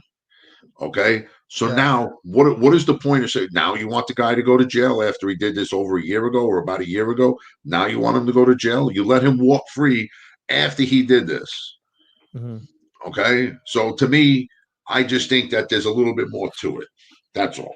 No, I don't. Again, I think it could go a lot of ways, and I think just the way you said it could absolutely go that way. But I've seen the NFL, even though charges get dropped, I've seen the NFL suspend players. Oh, listen, the NFL suspending him is one thing. Okay, him ending up in the court of law, finding these charges off a completely different story. Well, I don't think anybody's filed a criminal complaint. I think this is all civil stuff. Nobody's come out and said. Isn't that where you get paid in civil suits? Yes, but right. So yes, what does that mean right there? No, I get it. And again, do I think this is ever going to a trial where you're going to have a civil trial over it? No, I think at the end of this day, some of them will go away quietly. Some of them will get paid off and go away. But at this point, 6 allegations I think he's going to. I think at the very least he's going to miss part of this season. I don't think he plays. He might not play. Who the fuck knows? Who really? Who knows? But you know what? Overall, Yeah. now let's just say that you're Joe Douglas, Yeah. okay, and you're the Jets, and now you're sitting there, you're thinking like, what do I do? Do I call? Do you go up to Woody Johnson? You say, let's call and see let's see what they say. You know, it's not dumb because right now, let's put it this way, you're not going to have to give up 2 and 3 number ones for him. So if you were willing to take him, stash him on your team, and then let's say next year or part of this year he comes back, you know what? You may get a cheap piece going forward. I don't know, dude. I don't know if I'd want that. But now again, are you willing to take the hit publicly? Are you willing to have your team say, we took a guy who sexually harassed at least 6 women? That's the tough part. Yeah, of course it's a tough part. But I mean, that's why even too, if you're Joe Douglas, you got to sit there and you got to be like, well, let me see. I have 4 picks in the first round with Seattle going down the shitter more and more every day. Yeah. Okay. So now I may have 2 top 10 picks next year, or at least 2 top 15 picks next year. You don't know. Yep. Okay. Do I give this up for somebody who has 6 women this year? What happens next year or the year after? I agree. Listen, what happens if you bring them to New York? What happens? What happens then? Listen, there's a million things that can go on. It's a tough spot for everybody to be in. You know, the Texans, 2-3 weeks ago could have got a laundry list of picks for him. Today, they probably couldn't get rid of him for a bag of footballs. Probably not. Changed, and I think it's changed a bunch of teams. I think there's a lot of teams that would. I think it's the Carolina Panthers made it their entire off-season project was to get Deshaun Watson as their quarterback. So now what? Well, we actually haven't heard any of these teams making any solid offers to the Texans. No. No offers have been leaked. Yeah, inquiries only. You're right. Well, but inquiry is an offer. Like, hey, Tom, what are you going to do? Hey, Deshaun Watson, what do we got to, somebody had to make an offer. Somebody had to have made an offer. Yeah. It's going to start with that. And now maybe Texans are going to be like, man, I wish we did get rid of him when we had the chance. Yeah. But at this point in time, everybody has to be like, Jesus, I'm so fucking happy that we didn't do this. Especially the Jets with all the picks that they have. Sure. They're in a unique position, the Jets, where they have 2 first-round picks in the next 2 years. Okay. And you don't know what may happen. I doubt they're going to get another one, but you never know. If they were to take that kid Wilson from BYU or Fields and it didn't work out, bang, they could try again next year. Sure. And just package him and just be like, all right, give me a 3rd rounder for him, whatever. Again, you don't know. Yeah, again, agreed. You could take, you could take different shots at it, but every year you waste is especially with these teams nowadays, 4 years and you're turning over your roster. Nobody wants to pay second contracts anymore. So you don't want to pay off that rookie deal. You want to do it off a different way. So, of course, you want to do it a different way, but you want to know something at this point in time. If you're not getting it right, no, and you have the fucking ammunition, you got to take a shot at the target. You have to. If you don't, what's the point? Then you're going to get nobody that wants to come here. No, you're right, and I think that's part of the problem that the Jets are having. And nobody wants to come here again. Jeff Towinski, Tom Florio, Hard Rock and Sports every Thursday night, 7 to 9:30, right here on the Hard Rock and Sports channels. Remember, next Thursday night, my good friend Jeff Carlson from the Jeff Carlson Band checks in with us. He's got some new music, and of course, Jeff's now all with RFL Records since the last time we spoke to him. So, looking forward to it. Remember, Wednesday nights, Talk in the Fast Lane with our good friend John Marhefka and everybody down there at RFL. Tune in 7 to 9 every Wednesday night when you want to listen to your favorite music stuff. You can check out John. He does an amazing on Wednesday nights. Keep going. I'll be right back. And of course, if you're looking for a little sports, maybe not a music guy, tune over to Pass the Mic with Mike Passamante, Carl Graham, and PJ.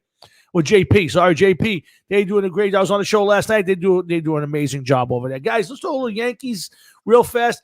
Yankees, Mets. We talked Mets earlier, so let's go to the Yankees real quick. Again, I love the Yankees. They'll win 90-plus games. They're probably 95 or better. Again, I'm still not sure this team is built for the playoffs. I am more confident in the rotation. I do like it. I hope that James Italian and Kluber and obviously Garrett Cole, probably Montgomery, and then your choice probably going to look like Herman at this point. I think it's a decent staff. I'm a little questioning on the bullpen. Again, in the playoffs, this bullpen does not come through. And, of course, this lineup is still the same. Right-handed heavy. You got to stay healthy. And you got to be able to hit a curveball in October. You got to be able to hit a good pitcher's curveball. And that's still the problem with this team. I love LeMahieu. I will, it's going to be a fun summer. You're going to watch a lot of good baseball. You're going to want to win a lot of games with the Yankees. The division's not great. But when you get to the playoffs and you got to win a big game against a good pitching staff. That's the difference. So let's hope they stay healthy. We're a week away, 20% in the ballpark for opening day in New York, which is a good thing. Although I did hear about this vaccine thing, so I'm hoping that goes away. Hope that wasn't true. What are you saying about the vaccine? What I heard right before the show was that I guess Governor Mussolini said you can have 20% capacity at Citi Field and Yankee Stadium this year for opening day and going forward. But somebody said that you had to prove that you were vaccinated, which I think is disgusting. You got to prove that you're vaccinated or have a negative test. Okay. Well, to enter in. Okay. But there's more. There's more. Okay. Como said all of this and never ran it by Billy Boy. Oh, really? Yeah. So Billy is more pissed off and upset. Billy's got his nuts in the twist. The state is saying all of this, but yet nobody touched base with the city. So now I can already see this happening. This is going to be a power struggle where these two jerk-offs are going to fucking go at it. And right now, Cuomo's got no juice, so Billy Boy's trying to flex his muscles a little bit. Oh, yeah, but Billy has even less. No, I agree with you, but Cuomo has a lot less than he had a couple of weeks ago. So yes, he does, but Billy is on his way out, has weeks left at the helm here. You know what I mean? Yes. He's got we're almost through March. He don't got much time left. Thank God for that, because I got to tell you, I can't wait to get that guy out. You can't have the best of both worlds. Why? Because you live in Jersey. Yeah. So you can't worry about what goes on over here politically. I work. No, you can't. You can't. I work over there. It doesn't matter. You're a transplant. You live over there. Your parents live over there. Yes. Okay. Your brother's sister lives over there, I believe. Yes. Okay? My brother's sister lives over there. You have very few ties left to the motherland over here. I have plenty of ties. I have you. I want to see that on paper. I have my kids. They're tied over there. But I work there. I spend more time in New York City than I do in New Jersey. But you are from New Jersey. I am from New Jersey now. I want to see. I think that next week, I'm forcing you. Go ahead. Pulling your hand. Go ahead. I want to see your tax returns. You can see them anytime you want. I want to see them on the air. I want to see what state them tax returns. They're from New York and New Jersey. I want to see what state they're from. Fact, I get paid from New York. I have to pay New Jersey. That's fine. You can get paid from whatever state. I get paid from New York. I want to see where you live, man. No problem. I'll be happy to show it to you. No problem. You got to see your tax returns, your license, your baptism certificate, everything. Send me a list of documents. I'll have them produced on the show. I'll have my agent get them. Your electric bill? Yep, no problem. I have plenty with my name on it. You got it. Jets just signed in Freeney, so that charges and Keenan call from Jags. Yeah, we talked about that, Matt. Yes. Jeff, we got to get to the Grammys. It's got Dan Freeney. Yes. I never heard of him. So what does that mean? That's the guard center we were talking about earlier from the Chargers. Yeah. So other than being a guard center, is he like 43 or something like that? And this is one of those contracts he always wanted to retire as a Jet until one day. Jeff, I'm going to play you a video. I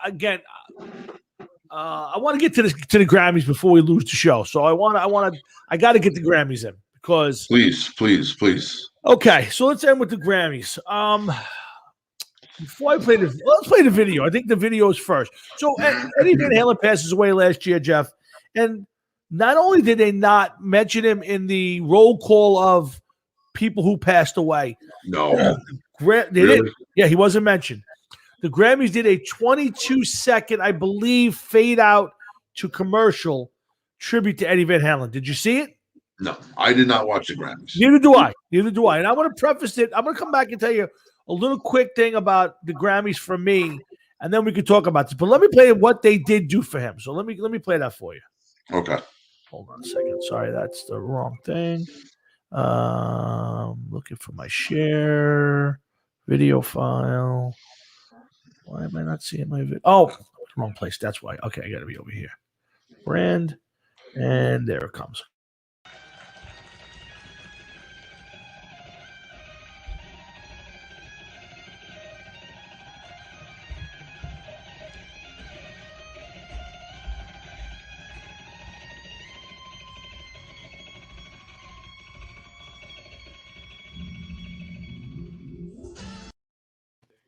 That was it.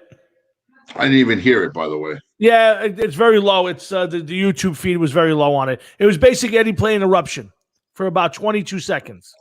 That was the tribute, and then went right to somebody else. So, Jeff, let me preface this by saying, now a lot of people want to knock the music that they play on the Grammys, and I'm the first one to do it. So I want to preface that.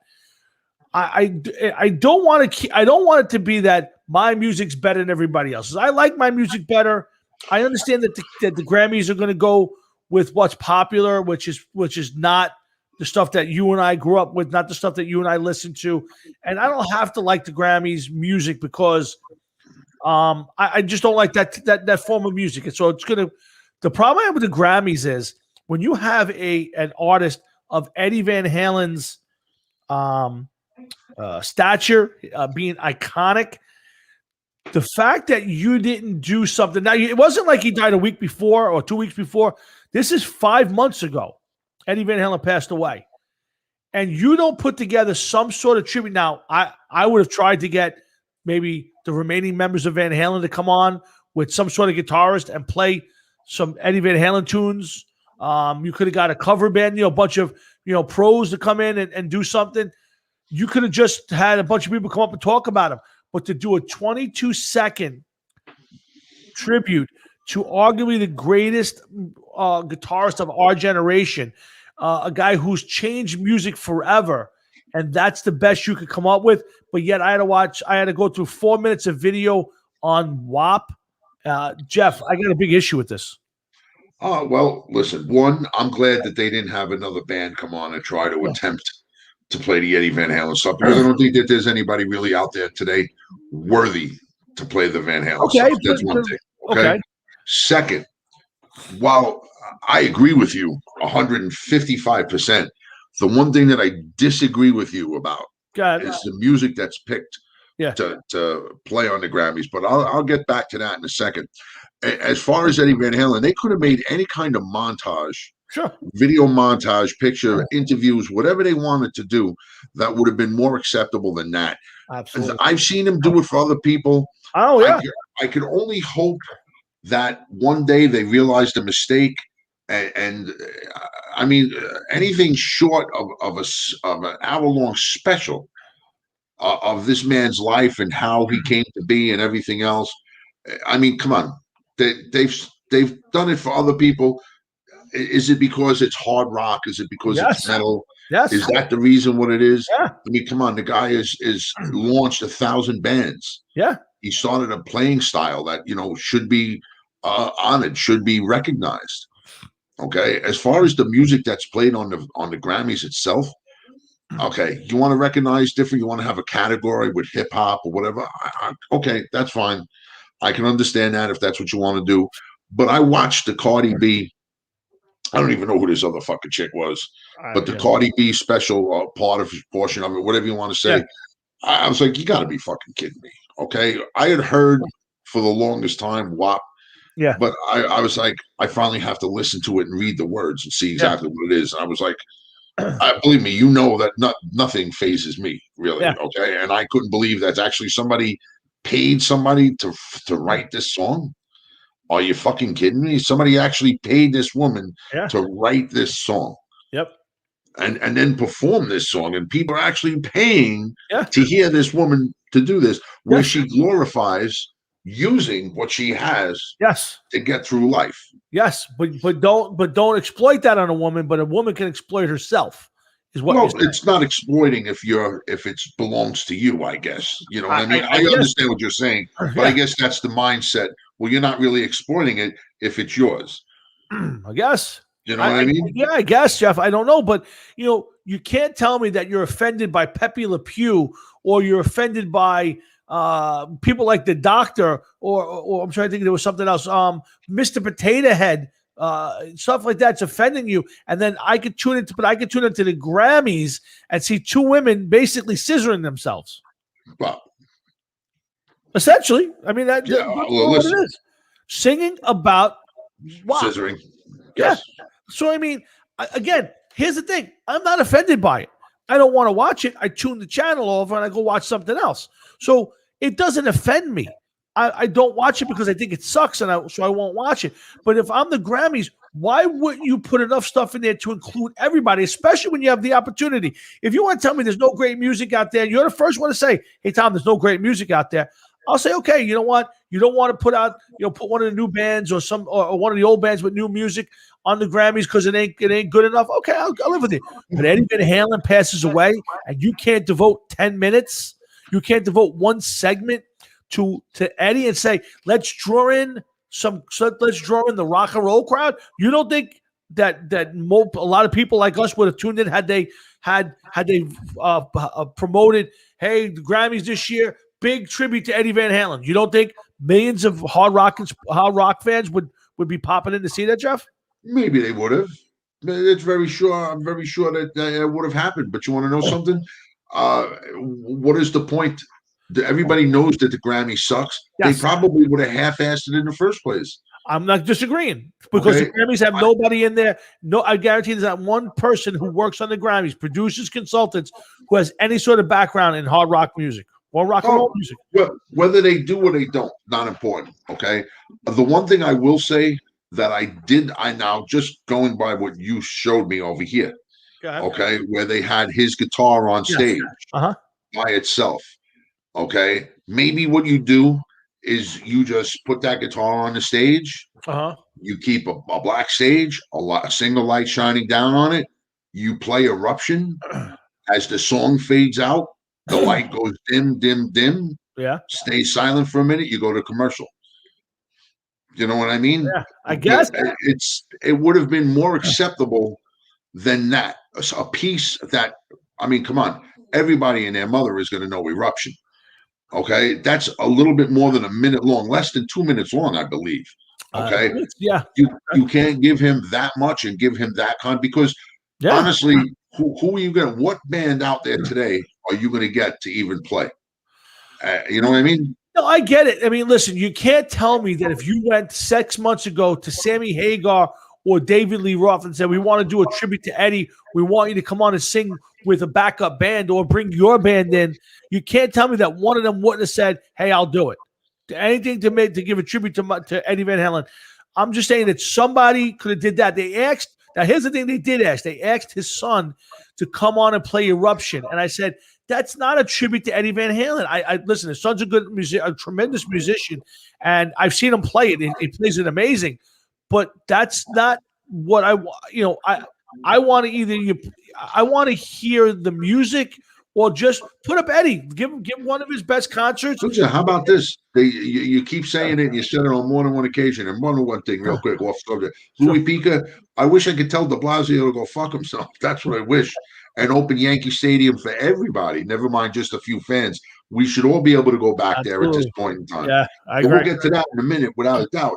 But back to that, you know what? How about just you could have done anything? Leave Wolfgang alone. He doesn't want to do it. I agree. Yes. Leave the rest of the guys alone because without Van Halen, it's nothing.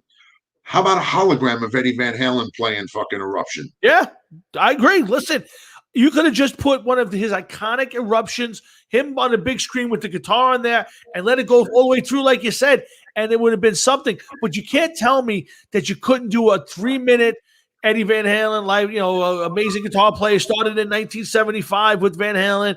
You couldn't tell me you can't give a little bit of a biography about one of the most iconic guitar players of all time on the Grammys. If you can't do that, why do I get to watch Cardi B scissor somebody for 4.5 minutes? Listen, please. You don't have to tell me that. That's something that should have never been on fucking TV at all in the first place. Correct. I don't care if the Grammys were on at 11 o'clock at night. It should never have been on TV. But again, I'm not offended by it. I'm not telling you to You don't have to be offended by it, Tom. Let me ask you something. All right. Let me ask you a couple questions. Okay. Right. Buddy Holly. Yeah. Buddy Holly. I don't know when the Grammy started, not important. But Buddy Holly, okay, Yeah. you know what his role in rock and roll was and everything else. Would he have been a worthy guest to play on the Grammys? Yes or no? Sure, of course. Okay. Jim Morrison and the Doors. Yeah. Okay. You know what their place in rock and roll was. Would they have been a worthy guest to play on the Grammys? I hate the Doors, but of course I think they would have been a good guest for the Grammys. Okay. All right. Shaka Khan. Okay. Are you familiar with any of her music? You know, I know one or two songs. I do know one or two songs. Okay. Would she have been a possibility to play on the Grammys? Sure. Absolutely. Okay. Dean Martin, Frank Sinatra, Billy Idol, Queen, Black Sabbath, Metallica, I'm just trying to think of all these different bands. Adele, okay, Diana Ross and the Supremes. Would you say that these are all guests that could have played and performed on the Grammys? Sure. Okay. Okay. True artists, most of them, if not all of them, true artists at what they did, and they all played tasteful music in their genre of music. Okay. Even Beyonce, who could have come on and at one time, I wouldn't do it now with her, but that's another story. Yeah. Could have come on and performed and put on a tasteful performance. Don't you agree with that? 100%. Okay. What is it that Cardi B, who admitted to drugging men and robbing them, working as a stripper, God only knows you're going to tell me that this chick ain't fucking blowing a few trumpets in her day. This is how you glorify what she does. You glorify what she sings about. Yeah. I have a daughter, 23 years old or not. I have a daughter. I wouldn't want her getting into this stuff and listening to this music. I agree.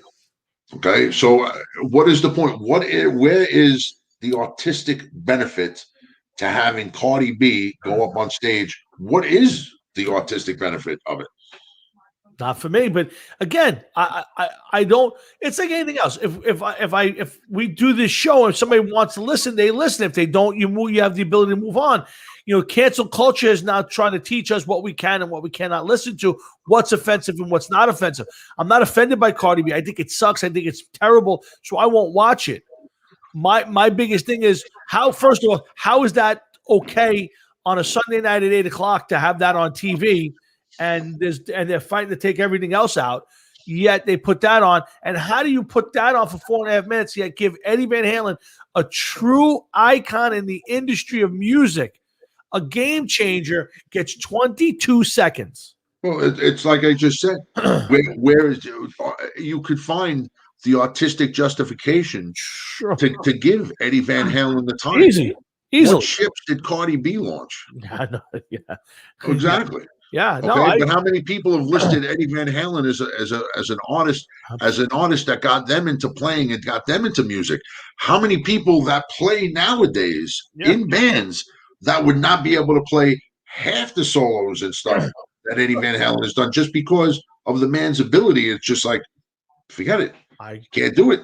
I agree. But this is why the Grammys and probably these award shows in general have taken a nosedive. One, for the politics, it totally leans to the left. But two, they're not inclusive. You're the Grammys. You're the Rock and Roll Hall of Fame. Be inclusive of everybody. Like the Rock and Roll Hall of Fame just refuses to put metal bands in.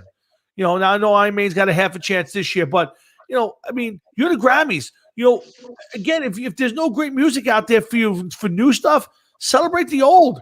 I have a contributor award, or Eddie Van Halen passes away, make a big deal out of it and draw me in. This was the lowest rated Grammys of all time. I think it was 8 million people. Last year they had 19 million people. This year, 8 million people watched the Grammys. 8 million? That's what they said. 8 million? 8 million. 8 million or 18 million? 8 million. That's beautiful. 8 million people. Yes, absolutely it is. So they took a hit from 19 million last year to 8 million this year. So that's out of a country of 375 million people, 8 million watched it. No, listen, I think right there, and not to get off your subject, but to stay on another one of your subjects, that proves my point. Where there is no new music out there today that anybody gives a flying fuck about. And you know what? Overall, that's sadder than giving Eddie Van Halen 22 seconds, I because agree with you. in another couple of years, there ain't going to be a need for the Grammys, because there ain't going to be any good music, no new music coming out. I can't argue with Jeff. There is some new music out that I like. There is some new music that I enjoy, but I don't know if our tastes have changed, if we've gotten stuck up for it, or there just isn't the same type of stuff that we grew up with. Who are you saying is good that you? Well, again, there's some of the old bands. I'm not saying there's new bands. There's some independent bands I love their stuff. But independent bands are never going to get on the Grammys. Correct. Again, is Poison ever going to be back on the Grammys again? Is Iron Maiden going to get invited suddenly to the Grammys? Is Black Sabbath going to make a triumphant return? No, nowhere in the near future there's any of these bands that we grew up listening to ever going to wind up back on the Grammys.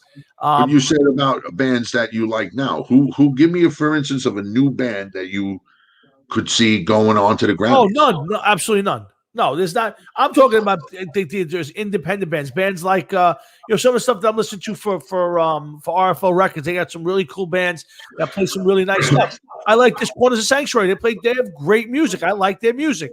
Are they ever going to be on the Grammys? I don't see it, but I hope so someday. But maybe that's the next generation. Who knows? But if you're asking me, give me the band that's selling millions of albums that I love. No, there's none. There is none. I agree with you on that. And that's a shame. Yeah, of course it is. A shame. Of course it is. Now, bands come out. Cheap Trick's got new music coming out right now. Sammy Hagar just put out some new stuff. There is stuff out there, but nobody's paying attention to it. Does anybody care about it, Tom? Does anybody? I agree. Let me ask you something. You have two doors you could go in. Okay, door A, door B. You could go in door B and hear all the new Cheap Trick stuff you could listen to. Right. Or you could go into door A and listen to them play Surrender all night. Where you going? It's a tough one. See, I love to listen to new music and hope that I stumble onto something. Like, listen, I'll be honest, like the last really great metal stuff I listened to, from the old bands was the first three Accept albums with the new singer. I thought they were amazing albums. Because it was good stuff. Yeah, it was really good stuff. I listened to it. You enjoyed some of it. You thought it was pretty good. Well, what about now? Udo Dirkschneider put out his own band. Did you even know about them? I do. I know Udo stuff. I've listened to some of it, and he's better off singing Accept stuff. All right. Some of that stuff is old from the fucking 80s, back in the 80s, like 1987 old. Animal House. Yeah, again, Van Halen put out some new albums. The only song that came out of it, Love Him, was Tattoo. I thought it was a good song. It was catchy. But again, there's spotty stuff from bands now that you're getting. There's stuff that I get to listen to that I like. But do I ever say that's going to be a top 10 hit on the radio now? It's just different times, and it's not moving the needle. To use a music term, it's not moving the needle right now. No, it's not. Greta Van Fleet is not my style type of stuff. That's probably the biggest. Honestly, let's be honest. They're probably the biggest rock band right now commercially. Who else? Greta Van Fleet. Dude, I don't even know if they even have anything going for themselves at this point in time, to be honest with you.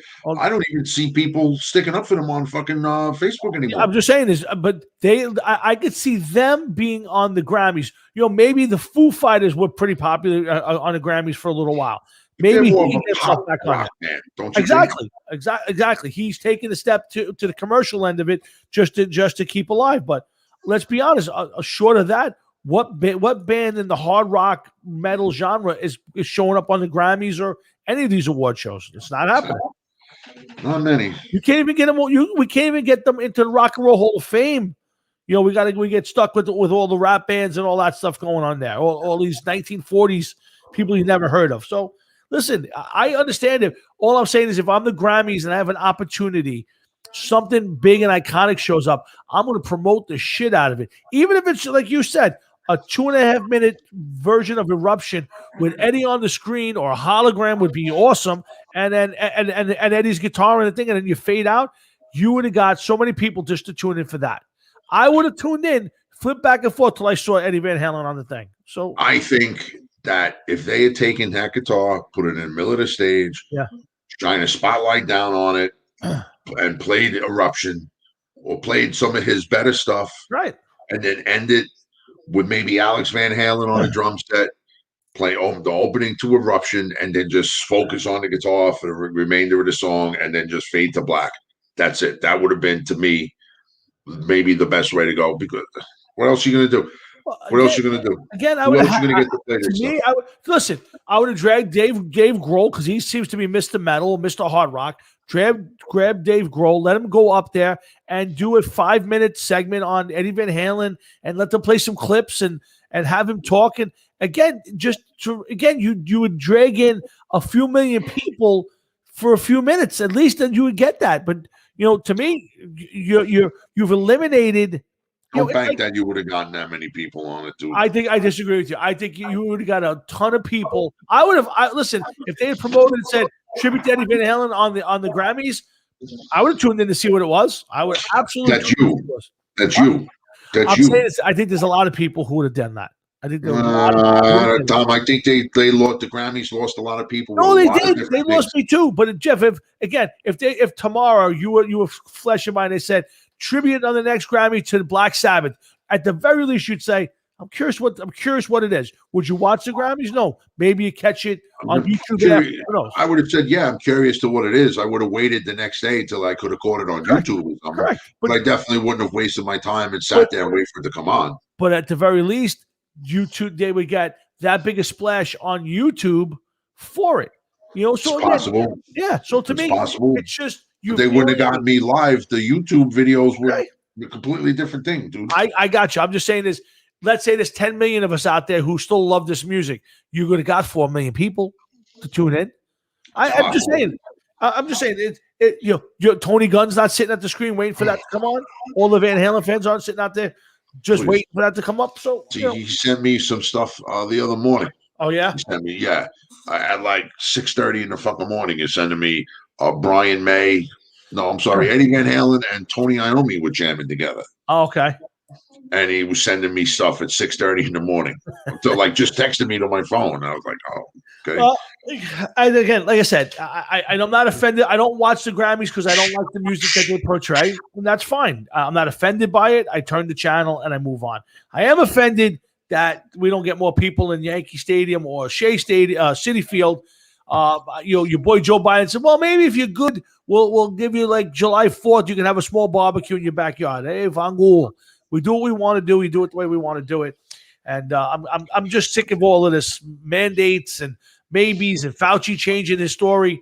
Screw them all. Listen, if you're any American that can hear my voice right now, and you're sitting in your house waiting for Joe Biden to say that you could bring your brother and his 3 kids over, and your mom and dad and your in-laws, and you can have a hot dog in your backyard for 4th of July, then you should be fucking straining your coffee through the fucking mask that you find in the parking lot.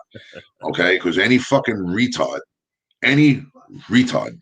that's going to sit and wait for them to tell you that it's safe for you to bring in your yard whoever the fuck you want, then you got bigger fucking problems than you could imagine. You're 100% right. You said it right, my friend. Absolutely. If you remember last year, and by the way, I will be releasing a date soon.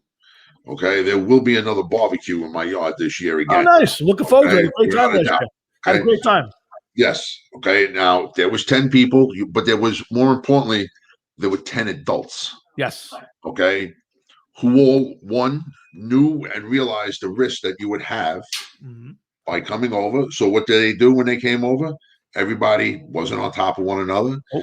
They kept their distance. They respected one another's space, and there was no issues. Because more importantly than that, everybody knew that, you know what, if I'm sick or I don't feel good, I'm not going. I'm not going, and I'm not going to get everybody else sick. So I trust the people that I asked to come over because I know that they're fucking normal. I'm not going to sit there and take your fucking temperature when you come in my house. Right. I know that, if you're not feeling good, you're not going to come by. That's all there is to it. Because I wouldn't do it. I wouldn't do it to you guys. Let us be adults, and that's the way I feel. And I agree. I'm not going to sit there. how many people from that gathering ended up getting fucking COVID? Do you know? I would think the answer is 0. Exactly. Not a single fucking person. Yeah, I agree wholeheartedly. 2 of the people involved, by the way, mind you, okay, work in hospitals. Yes. 2 of the people involved. One of them in the intensive care unit, and the other one is an emergency room, I believe. Yes, in the emergency room. Yep. Okay, and their respective spouses who were there with them did not spread anything. And these are 2 people that work with fucking patients. Correct, 100%. And came to a party for 10 people. We had a great time.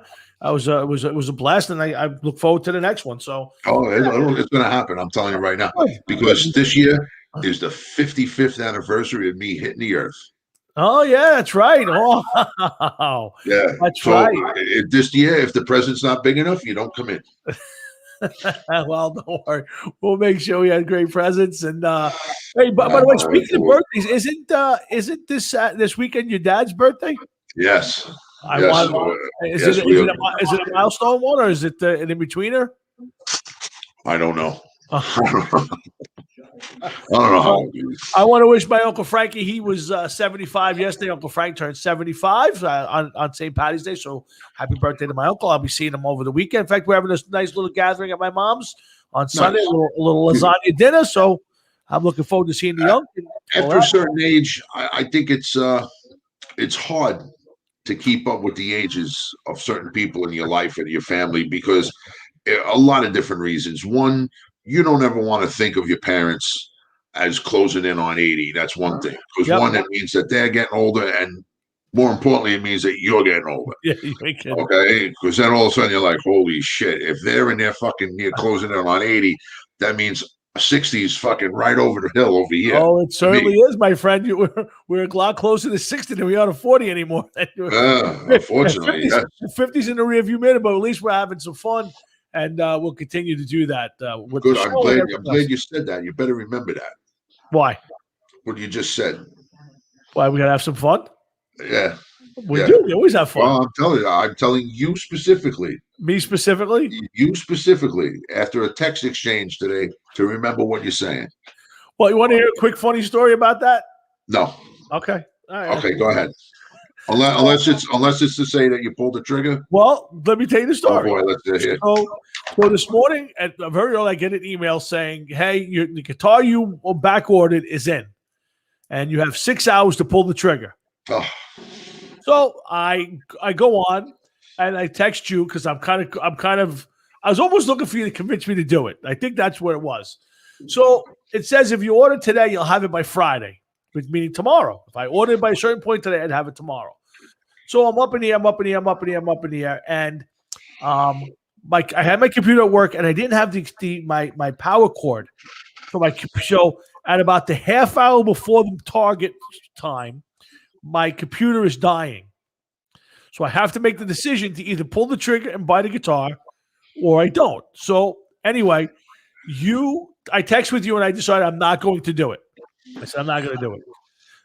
2 seconds later, I get a message from somebody who owed me money and paid me the money on the spot. Wow. So now I said, this is a sign from God. I go on and I buy the guitar. Nice. Just as I buy the guitar, my computer dies within seconds of missing the opportunity to buy the guitar. I buy it, right? So it's all a happy story, right? I'm going to make you happy. Next week on the wall is going to be my new Eddie Van Halen guitar. Well, I get an email from American Musical Supply right before the show that says, "Oops, sorry, that was in error. The guitar is not available." Oh my God! Are you fucking kidding me? Not even kidding. They were offering me like a $50 gift certificate to something to make up for it, but they said, "Oops, that was in error. The guitar is not available for you right now. We certainly apologize." Wow. So I did pull the trigger on it. I want you to know I did pull the trigger, got it in just before the computer crapped out, and got home, cranked up my computer. And just before coming on the air, I saw the email come up and say, "Oops." And I said, "Uh-oh." Sure enough. So I did pull the trigger, but there is no guitar. So that's rough. Yes, it is my rough story, but It's rougher now. It's getting late. We're tired, and it's been a fun show. We've been action-packed. We've talked about everything and anybody. We are glad that Matt joined us, and the doctor is the first time he's been on in a while. Yeah, I got to admit, I felt as though that Matt was either one holding back or B, not exactly having fun. I felt as though after everything I heard about this guy, I thought he was going to be like rattling off numbers and stats and this, that, and the other thing. Yeah, Matt. I think he could have been a little bit more lively about it. Well, like I said, Matt is who he is, and he's very passionate about football. I think his strength is going to come when we get him on for the draft. He's a huge draft guy. He watches it. He makes a big thing out of it every year. So we'll get him on. We got the draft show coming up with Jeff and I have to figure out what we're going to do for it. But we will be together either right here or maybe next to each other or somewhere doing it. We'll see what Governor Mussolini and Mayor DeBozo allow. We'll see what happens. But it's not up to them. At the very least. It's not up to them. We're going to do what we want to do because we want to fucking do it. The methane cloud, I can see it. I can see it from here. So you have no idea, dude. I almost levitated off the chair right now.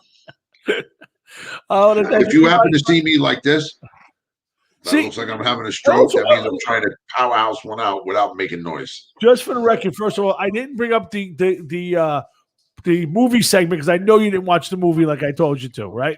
I thought it was for next week. No, it's actually for this week, but that's okay. I thought it was for next week. No, I thought it was for this week. I have it written down. That's okay. It's too late now. We're going to do it next week, so you got a chance to watch it next week. The Natural, right? Yeah, no, not The Natural. We're doing Pride of the Yankees. You should see. Now that's where you were wrong, right there. You should have said, "Yeah, it's The Natural," and let me watch that. No. I want you to watch Pride of the Yankees so we can talk about Lou Gehrig. I figure that's your favorite player. We might as well go for it. So we'll do that next week.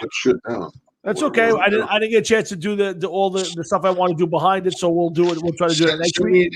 Please send me a reminder, please. We'll send you a reminder. But we'll be back again next week to do it all over again. But thanks to everybody who listened.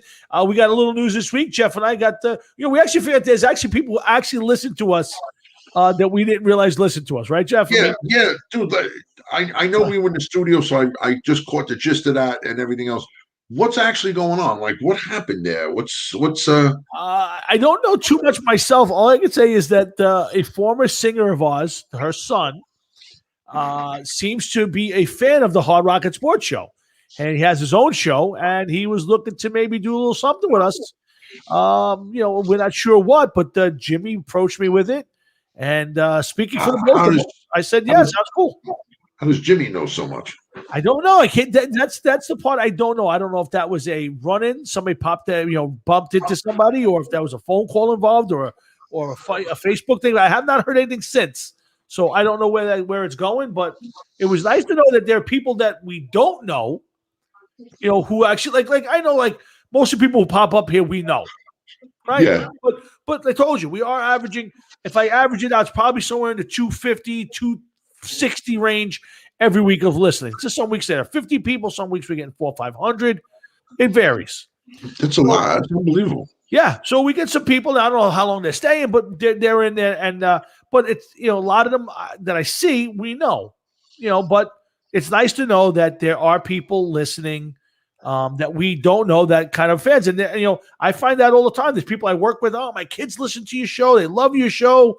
My daughter wants to do her own. She listens. She watches every week. I hear stuff all the time. Really? Yeah, I'm telling you. I need to know. Okay. Maybe I shouldn't say it. Maybe I shouldn't say it. Right? Good. Let's not scare away. Say it. I need to know if there's people doing heinous things to themselves while they're watching this show, thinking about us. I don't think anybody's doing heinous things. There may be somebody right now that loves the way we say Gettleman or NFC East or AFC East or wrestling or something. Something sets somebody off and they're like, oh my God.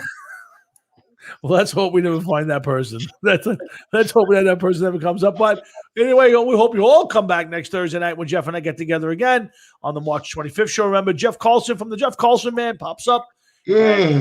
We want to wish. By the way, I want to send out a wish to our good friend Joe Gandis, who's ready to come back with the Around the Kit podcast or radio show. He's going to be doing his own version sometime in April.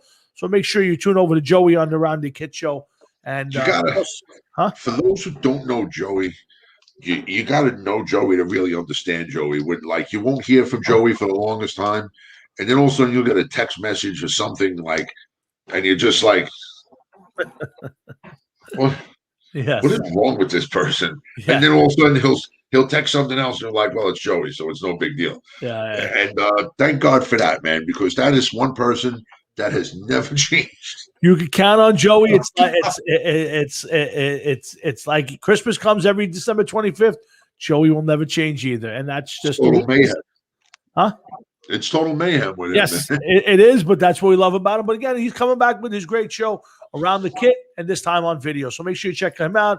Wednesday night, again, 7 to 9. My good friend John Marhefka from RFO Records, talking the Fast Lane every Wednesday night. Make sure you check them out. They had a great show last night. A lot of fun. I was on the Pass the Mike show again last night with Mike, Carl, and JP. So if you're looking for a little sports, tune over there. They're on the internet. They're on Internet Radio Blog Talk. John's on Facebook. Make sure you check out Talking the Fast Lane with John and all the characters down at RFO Records. But for Jeff right now, Jeff, I'll give you the last word. You got anything you want to end with? Yeah, here's hoping that the Giants, the beloved New York Giants, and Dave Gettleman do something more than just signing Mike Glennon. Okay, that's all I'm saying. I don't want my friend to wait any longer for a win.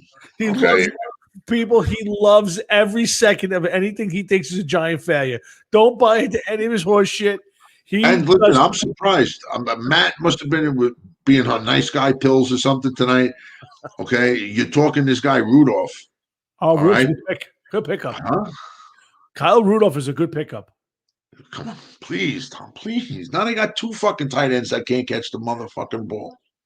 Yeah, oh my God, what the fuck is going on? We're going to win the NFC East, but we'll wait till after. You know what? Unless there's 3 plane wrecks and the teams that play with them were all on those planes.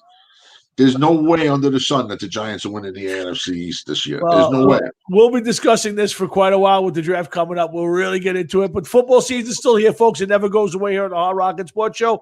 We got wrestling. We got some music in tonight. We talked to Grammys. We did it all. Thanks to the doctor. Thanks to Matt. Thanks to everybody who's out there listening to us. And go ahead. So go ahead. I'll tell you before you're done. And again, guys, give me a nice weekend out there. Make sure you enjoy yourself. Get out in spite of creepy, sleepy Uncle Joe. I know gas is a lot of money, but go out and have some fun. Enjoy yourself. Have a great, safe weekend. Oh, no, wait. I got to stop you right there. Go ahead. I applaud you, America, for those that got that stimulus check that I did not get because I make too much money. Tom, I'm sure that you didn't get it either. I have not gotten it, no. No, but yeah, we were able to help fund it. We did help fund it, yes. Use my money to go out and buy something like gas or something from the store, whatever. New computer so you can watch this show, whatever it is you got to do. But go out there and spend that fucking stimmy money, man. There you go. Am I right? I agree with you. If I got it, help stimulate the economy. $1,400. Do you realize what you could do with $1,400? You cannot pay your fucking rent. You could pay maybe electric bills for the summer if you run your air conditioner, maybe your heating bills. Maybe. You can't go out and buy a car. You can't pay your car insurance with it. You can't put it as a down payment on a house. Nope. There's not much you can do with it. So spend it wisely. Go to Best Buy, buy a little tablet or something like that, or whatever. Drive to a friend's house next week. Watch the show with some friends. Think about us when you're looking at that stimmy. Hey, yes, that would be good because yes, we do not. I did not get a stimmy, so no. I didn't get a stimmy. I didn't get a stiffy. I got nothing out of it, Jeff. So, but let's hope everybody else did. Make sure you go out and spend the money wisely and be nice and be kind to everybody. But no matter what, make sure you're back here next week when we do this all over again because we look forward to doing this. We look forward to doing it with you. So again, for Jeff, we need to get the Mr. Robinson closing theme to close the show out. I think you're right. I think it's definitely time for something like that. That's a good idea. I'll have to put something together. I'll show it to you. Let's see. Let's come up with something. Yes. But I got something working for a couple of things, so maybe that'll be another one. But listen, for Jeff, myself, and everybody here at All Rocket Sports, thanks for coming on. Thanks for coming in and listening to some of our unique analysis, as I like to say, and having some fun with us on Thursday night. We'll see you next Thursday. Jeff, have a great weekend, and everybody, please be safe.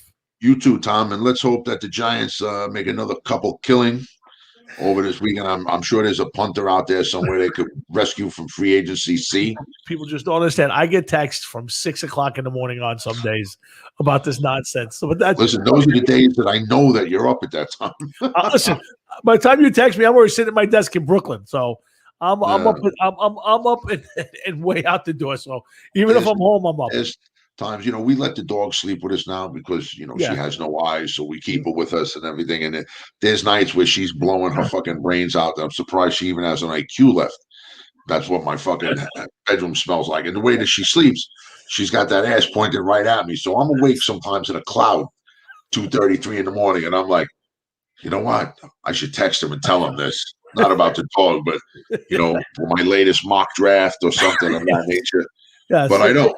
So it's okay. Listen, I sleep through it all, but it's fun when I wake up in the morning and I look down and I've missed a text from Jeff or maybe from the night before, and I go, I really have to answer this. It may be 8 hours later. I'm still going to answer this. So we do have fun with it, but we have fun with this on Thursday night. So come on back and do with us again next week and have some fun with us. Jeff, love you. Have a great one. I'll talk to you over the weekend. Same here, my friend. Be careful, please. Absolutely. Again, guys, for Jeff, myself, and everybody at Hard Rocket Sports, have a great night and a great weekend. We'll see you next Thursday night right here on the Hard Rocket Sports Show. And buy another charger. Keep it with you. Yes, you're kidding. Just in case. All right, man. See you, everybody.